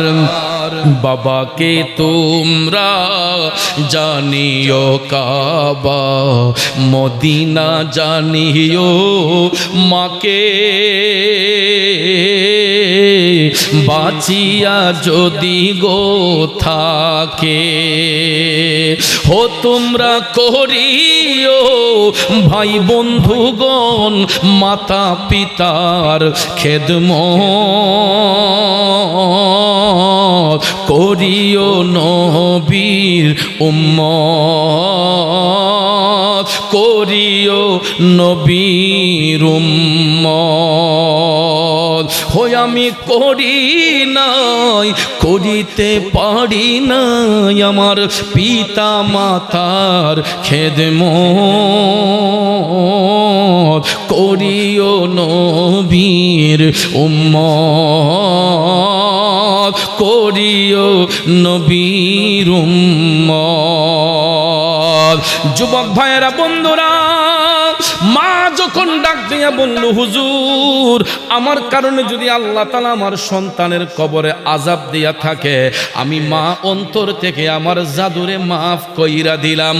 মা যখন সন্তানরে মাফ করে দিছে, গাউসে পাক আবার ওই কবরের দিকে ঈমানি দৃষ্টি দিলেন। তখন দেখা যায় সত্যি সত্যি মা যখন তার সন্তানরে মাফ কইরা দিছে, আল্লাহ তাআলা ওই সন্তানের কবরের আযাবটা বন্ধ কইরা দিছে। তাইলে বাজান, মার সাথে কি বেয়াদবি করা যাবে? মার মনে কি আঘাত দেওয়া যাবে? শত কষ্ট দেওয়ার পরেও মা সন্তানরে অন্তর থেকে অভিশাপ দেয় না। যেই মা সন্তানরে ক্ষমা দিতেই চাইল না, এরপরে যখন অন্তর চোখ দিয়া ছেলের কবরের আযাব দেইখা ফেলছে, কয় না না না, আমি আমার জাদুরে মাফ কইরা দিছি, আমার ছেলের কষ্ট আমি আর সহ্য করতে পারছি না। এই জন্য যুবক ভাইয়েরা, তোমাদের কাছে অনুরোধ করে বলবো, মার মনে কষ্ট দিলে আল্লাহর ওলি হওয়া যায় না।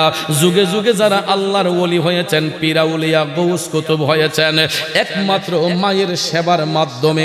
ঠিক না ঠিক? একমাত্র মার সেবার মাধ্যমে হয়েছেন। এই জন্য আল্লাহ রাব্বুল আলামিন বলেছেন, ওয়াখফিদ লাহুমা জানাহায যুল্লি মিনার রাহমা। আল্লাহ বলেছে, সন্তান তোমরা চোখ রাঙ্গাইয়া মা বাবার সাথে কথা বলবা না, নম্রতার বাহু বের করে দিয়ে, অর্থাৎ ভালোবাসার হাত দিয়া তোমরা তোমাদের মা বাবার সেবার মধ্যে মাশগুল হয়ে যাও। এটা কেন বললেন? তাফসিরের মধ্যে আসছে যে যেই রকম ভাবে আমরা যখন ছোট্টবেলায় মার কোলে প্রস্রাব পায়খানা করে বিছানা ভিজিয়ে ফেলেছি, কাপড় চুপড় ভরাইয়া ফেলছি, তখন মা কিন্তু ভালোবাসার হাত দিয়া, দুই হাত দিয়া সন্তানের পেশাব পায়খানা পরিষ্কার করছে। নাকি কোনো ঘিন করছে? মার নাকের মধ্যে কোনো ঘিন ছিল না। সন্তানের পেশাব পায়খানা দুই হাত দিয়া পরিষ্কার করার কারণে আজকে মা বাবা বৃদ্ধ হয়ে গেছে, তারা অনেক সময় গর্ভবতী হয়ে যায়, বিছানায় প্রস্রাব করে ফেলে, পায়খানা করে ফেলে। এই জন্য রাসূল বলেছেন, ওয়াখফিদ লাহুমা জানাহায যুল্লি মিনার রাহমা, তোমরা উভয় হাত বের করে দিয়া মা বাবার সেবায় দাবিত হয়ে যাও। কখনো তাদের সঙ্গে চোখ রাঙিয়ে কথা বলবা না, ধমক দিয়ে কথা বলবা না, নম্রতার বাহু দিয়া তাদের সেবার মধ্যে মাশগুল হয়ে যাও। কারণ আপনার স্ত্রী আপনার মা বাবার সেবা করলো কি না করলো এটা দেখার বিষয় না। আমি সন্তান, আমি প্রয়োজন হলে আমার মায়ের কাপড় ধুয়ে দেব, আমার বাবার লুঙ্গিটা ধুয়ে দেব, বাবার পোশাকগুলা ধৌত করে দেব, বাবার সেবা যত্ন আমি সন্তান নিজে করব। ঠিক না ঠিক? কিন্তু দুঃখ লাগে, অনেক সময় দেখা যায় অনেক ছেলেরা মা বাবার যত্ন করে না, তখন মা বাবারে পাঠাই দেওয়া হয় জিয়ের বাড়িতে। আছে না? এখন মেয়ে তো মারে ফালাইতে পারে না, বাপ ফালাইতে পারে না। মেয়েরা কিন্তু মা বাপের প্রতি খুব দুর্বল। আমি নিজের চোখেও দেখেছি অনেক বাইসাবরা মা বাপের খেজমত করবো দিকা, তাদের বউ করবো দিকা, কয় বোন রে, কয় বোন তোর বাইক না কটার দিন রাখ মাইরে। কথা বলেন?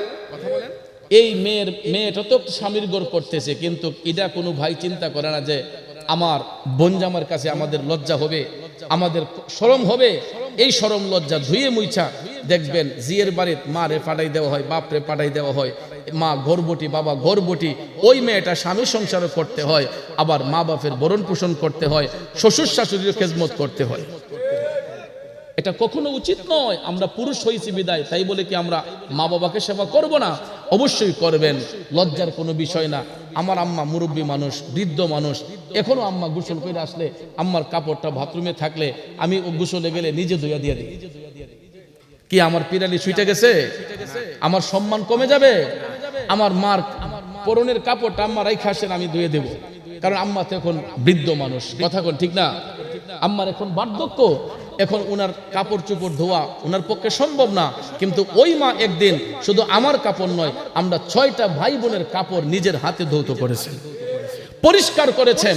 আজকে আমার মার শারীরিক দুর্বলতা, বার্ধক্যজনিত কারণে এখন মা অসুস্থ বিছানায়, কিন্তু আমাদের সন্তানদের দায়িত্ব, আমরা এখন মা বাবারে নিজের সন্তান বানিয়ে ফেলবো। এখন তারা আমাদের কাছে সন্তান, বৃদ্ধ মা বাবা আমাদের কাছে এখন তারা আমাদের সন্তান। যেরকম আমাদের ছোট্ট বাচ্চা থাকে, তারাও বাচ্চাদের সাথে আমাদের বাচ্চা হয়ে গেছে। কথা কোন ঠিক না ঠিক?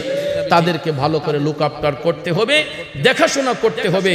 তাইলেই দেখবেন ওই সন্তানের ভবিষ্যৎ সুন্দর হয়, ওই সন্তানের ভবিষ্যৎ সুন্দর হবে।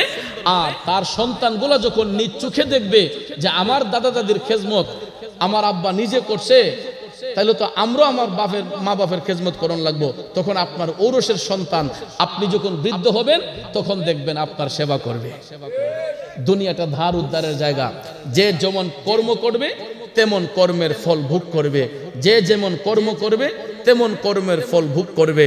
সৎকর্ম করলে আল্লাহ রাব্বুল আলামিন আমাদেরকে ভালো কিছু দিবে, অসৎ কর্ম করলে এটার যা আল্লাহ পাক আমাদেরকে দান করবে। কথা কোন ঠিক না? আমি যখন সৌদি আরবে গিয়েছি, সৌরভ ভাই তখন সৌদি আরবে গত উমরাতে অক্টোবরে বারবার আমার কাছে গিয়ে হুজুর আব্বার লাগে দোয়া করেন, যেখানে পাইবো হুজুর আব্বার লাগে দোয়া করেন, আব্বা তো আমাদের অনেক মায়া করছে। এই যে সন্তান, নেক সন্তান দুনিয়াতে রেখে যায়, যারা বাবার আদর স্নেহ ভালোবাসা পাওয়ার কারণে আজকে এই সন্তান যেখানে আমাকে পায়, আলেম ওলামা ভাই হুজুর আমার আব্বার জন্য দোয়া করবেন। সন্তানদের রেখে যাওয়ার কারণই হলো এটা, যখন মা বাবা দুনিয়া থেকে চলে যায় তাদের আত্মার মাগফিরাত কামনা করা, আত্মার মাগফিরাত কামনা করা। আল্লাহ রাব্বুল আলামিন যেন আমার শ্রদ্ধাভাজন মরহুম আলহাজ আব্দুল মতিন মাস্টার সাহেব সহ ওনার বড় সন্তান দুনিয়া ছেড়ে আজকে অন্ধকার কবরে। আজকে দেখেন মা দুনিয়াতে আছে, মায়ের সন্তান দুনিয়াতে নাই। এটাই নিয়ম। অনেক সময় শুধু সন্তানের কাঁধেই পিতামাতার লাশ হয় না, অনেক সময় মা বাবার কাঁধেও সন্তানের লাশ বহন করতে হয়। এর বাস্তবতা হলো সৌরভ ভাইয়ের আম্মা আজকে উনি দুনিয়াতে আছেন, ওনার সন্তান একজন দুনিয়াতে নাই, দুইজন, একজন মেয়েও একজন, ছেলেও একজন, বড় ছেলে বড় মেয়ে আজকে দুনিয়াতে নাই। কিন্তু মাকে আল্লাহ পাক এখনো রহমতের ছায়া দিয়ে দুনিয়ার জমিনে রেখেছেন। আল্লাহ যেন আরো দীর্ঘ নেক হায়াত দান করে এবং এই পরিবারের প্রত্যেকটা সদস্যকে আল্লাহ পাক যেন নেক হায়াত দারাজ করে। সকলে আমিন বলেন, আর একটু জোরে আমিন বলেন। আর বিশেষ করে এই কণিকারা, দক্ষিণ পাড়া, মধ্যপাড়া, গাঙ্কুলহাটি, জি বিভিন্ন এলাকায়, জি জি বিভিন্ন এলাকায়, জি ইনশাল্লাহ ইনশাল্লাহ, জি জি ইনশাল্লাহ করব। তো যেটা আমি বলেছিলাম যে এলাকার অনেক মানুষ আমাকে মহব্বত করেন, ভালোবাসেন। বিশেষ করে আজকে দেখেন পোস্টারে নামও নাই, এরপরে এলাকার টানে, এলাকার মায়ায় জনাব আলহাজ আব্দুল কাইয়ুম সরকার সাহেব, উনি এত ব্যস্ত মানুষ, ব্যস্ততার মধ্য দিয়েও আমাকে বলছেন যে মুরাদ ভাই আপনি আসছেন, মাহফিলে না যাই কেমনে, সৌরভ মিয়া দাওয়াত করছে আর আপনিও আসবেন শুনছি, এই জন্য থেকে গেলাম, মাহফিলটাতে অ্যাটেন্ড করলাম। কারণ অত্যন্ত বিনয়ী মানুষ এবং আপনারা দেখেছেন চোখের পানি ছেড়ে ছেড়ে মা বাবার জন্য কান্না করেছে। আজকে সন্তানের কোটি কোটি টাকার সম্পদ আল্লাহ পাক দান করেছে, দয়া করে আল্লাহ তাআলা উনাকে ইজ্জত দিয়েছে, সম্মান দিয়েছে। কিন্তু আজকে এই জবান দিয়া ঘরে গিয়া মা ডেকে খুঁজে পায় না, বাবা ডেকে খুঁজে পায় না। আল্লাহ পাক যেন আব্দুল কাইয়ুম সরকার ভাইয়ের মা বাবার কবরটাকে যেন জান্নাতের বাগান বানিয়ে দেয়। আজকের সভাপতি হাজী হাবিবুর রহমান শিশু মিয়া ভাই আমার অত্যন্ত শ্রদ্ধাভাজন বড় ভাই, আল্লাহ পাক যেন ওনার বংশের মুর্দেগামদের মাফ করে। বিশেষ করে আলহাজ আব্দুল মতিন মাস্টার সাহেব দুনিয়াতে নেই, ওনার কবর সহ আল্লাহ যেন এই এলাকার প্রত্যেকটা কবরবাসীর কবরকে যেন জান্নাতের বাগান বানিয়ে দেয়। সবাই আমিন বলি।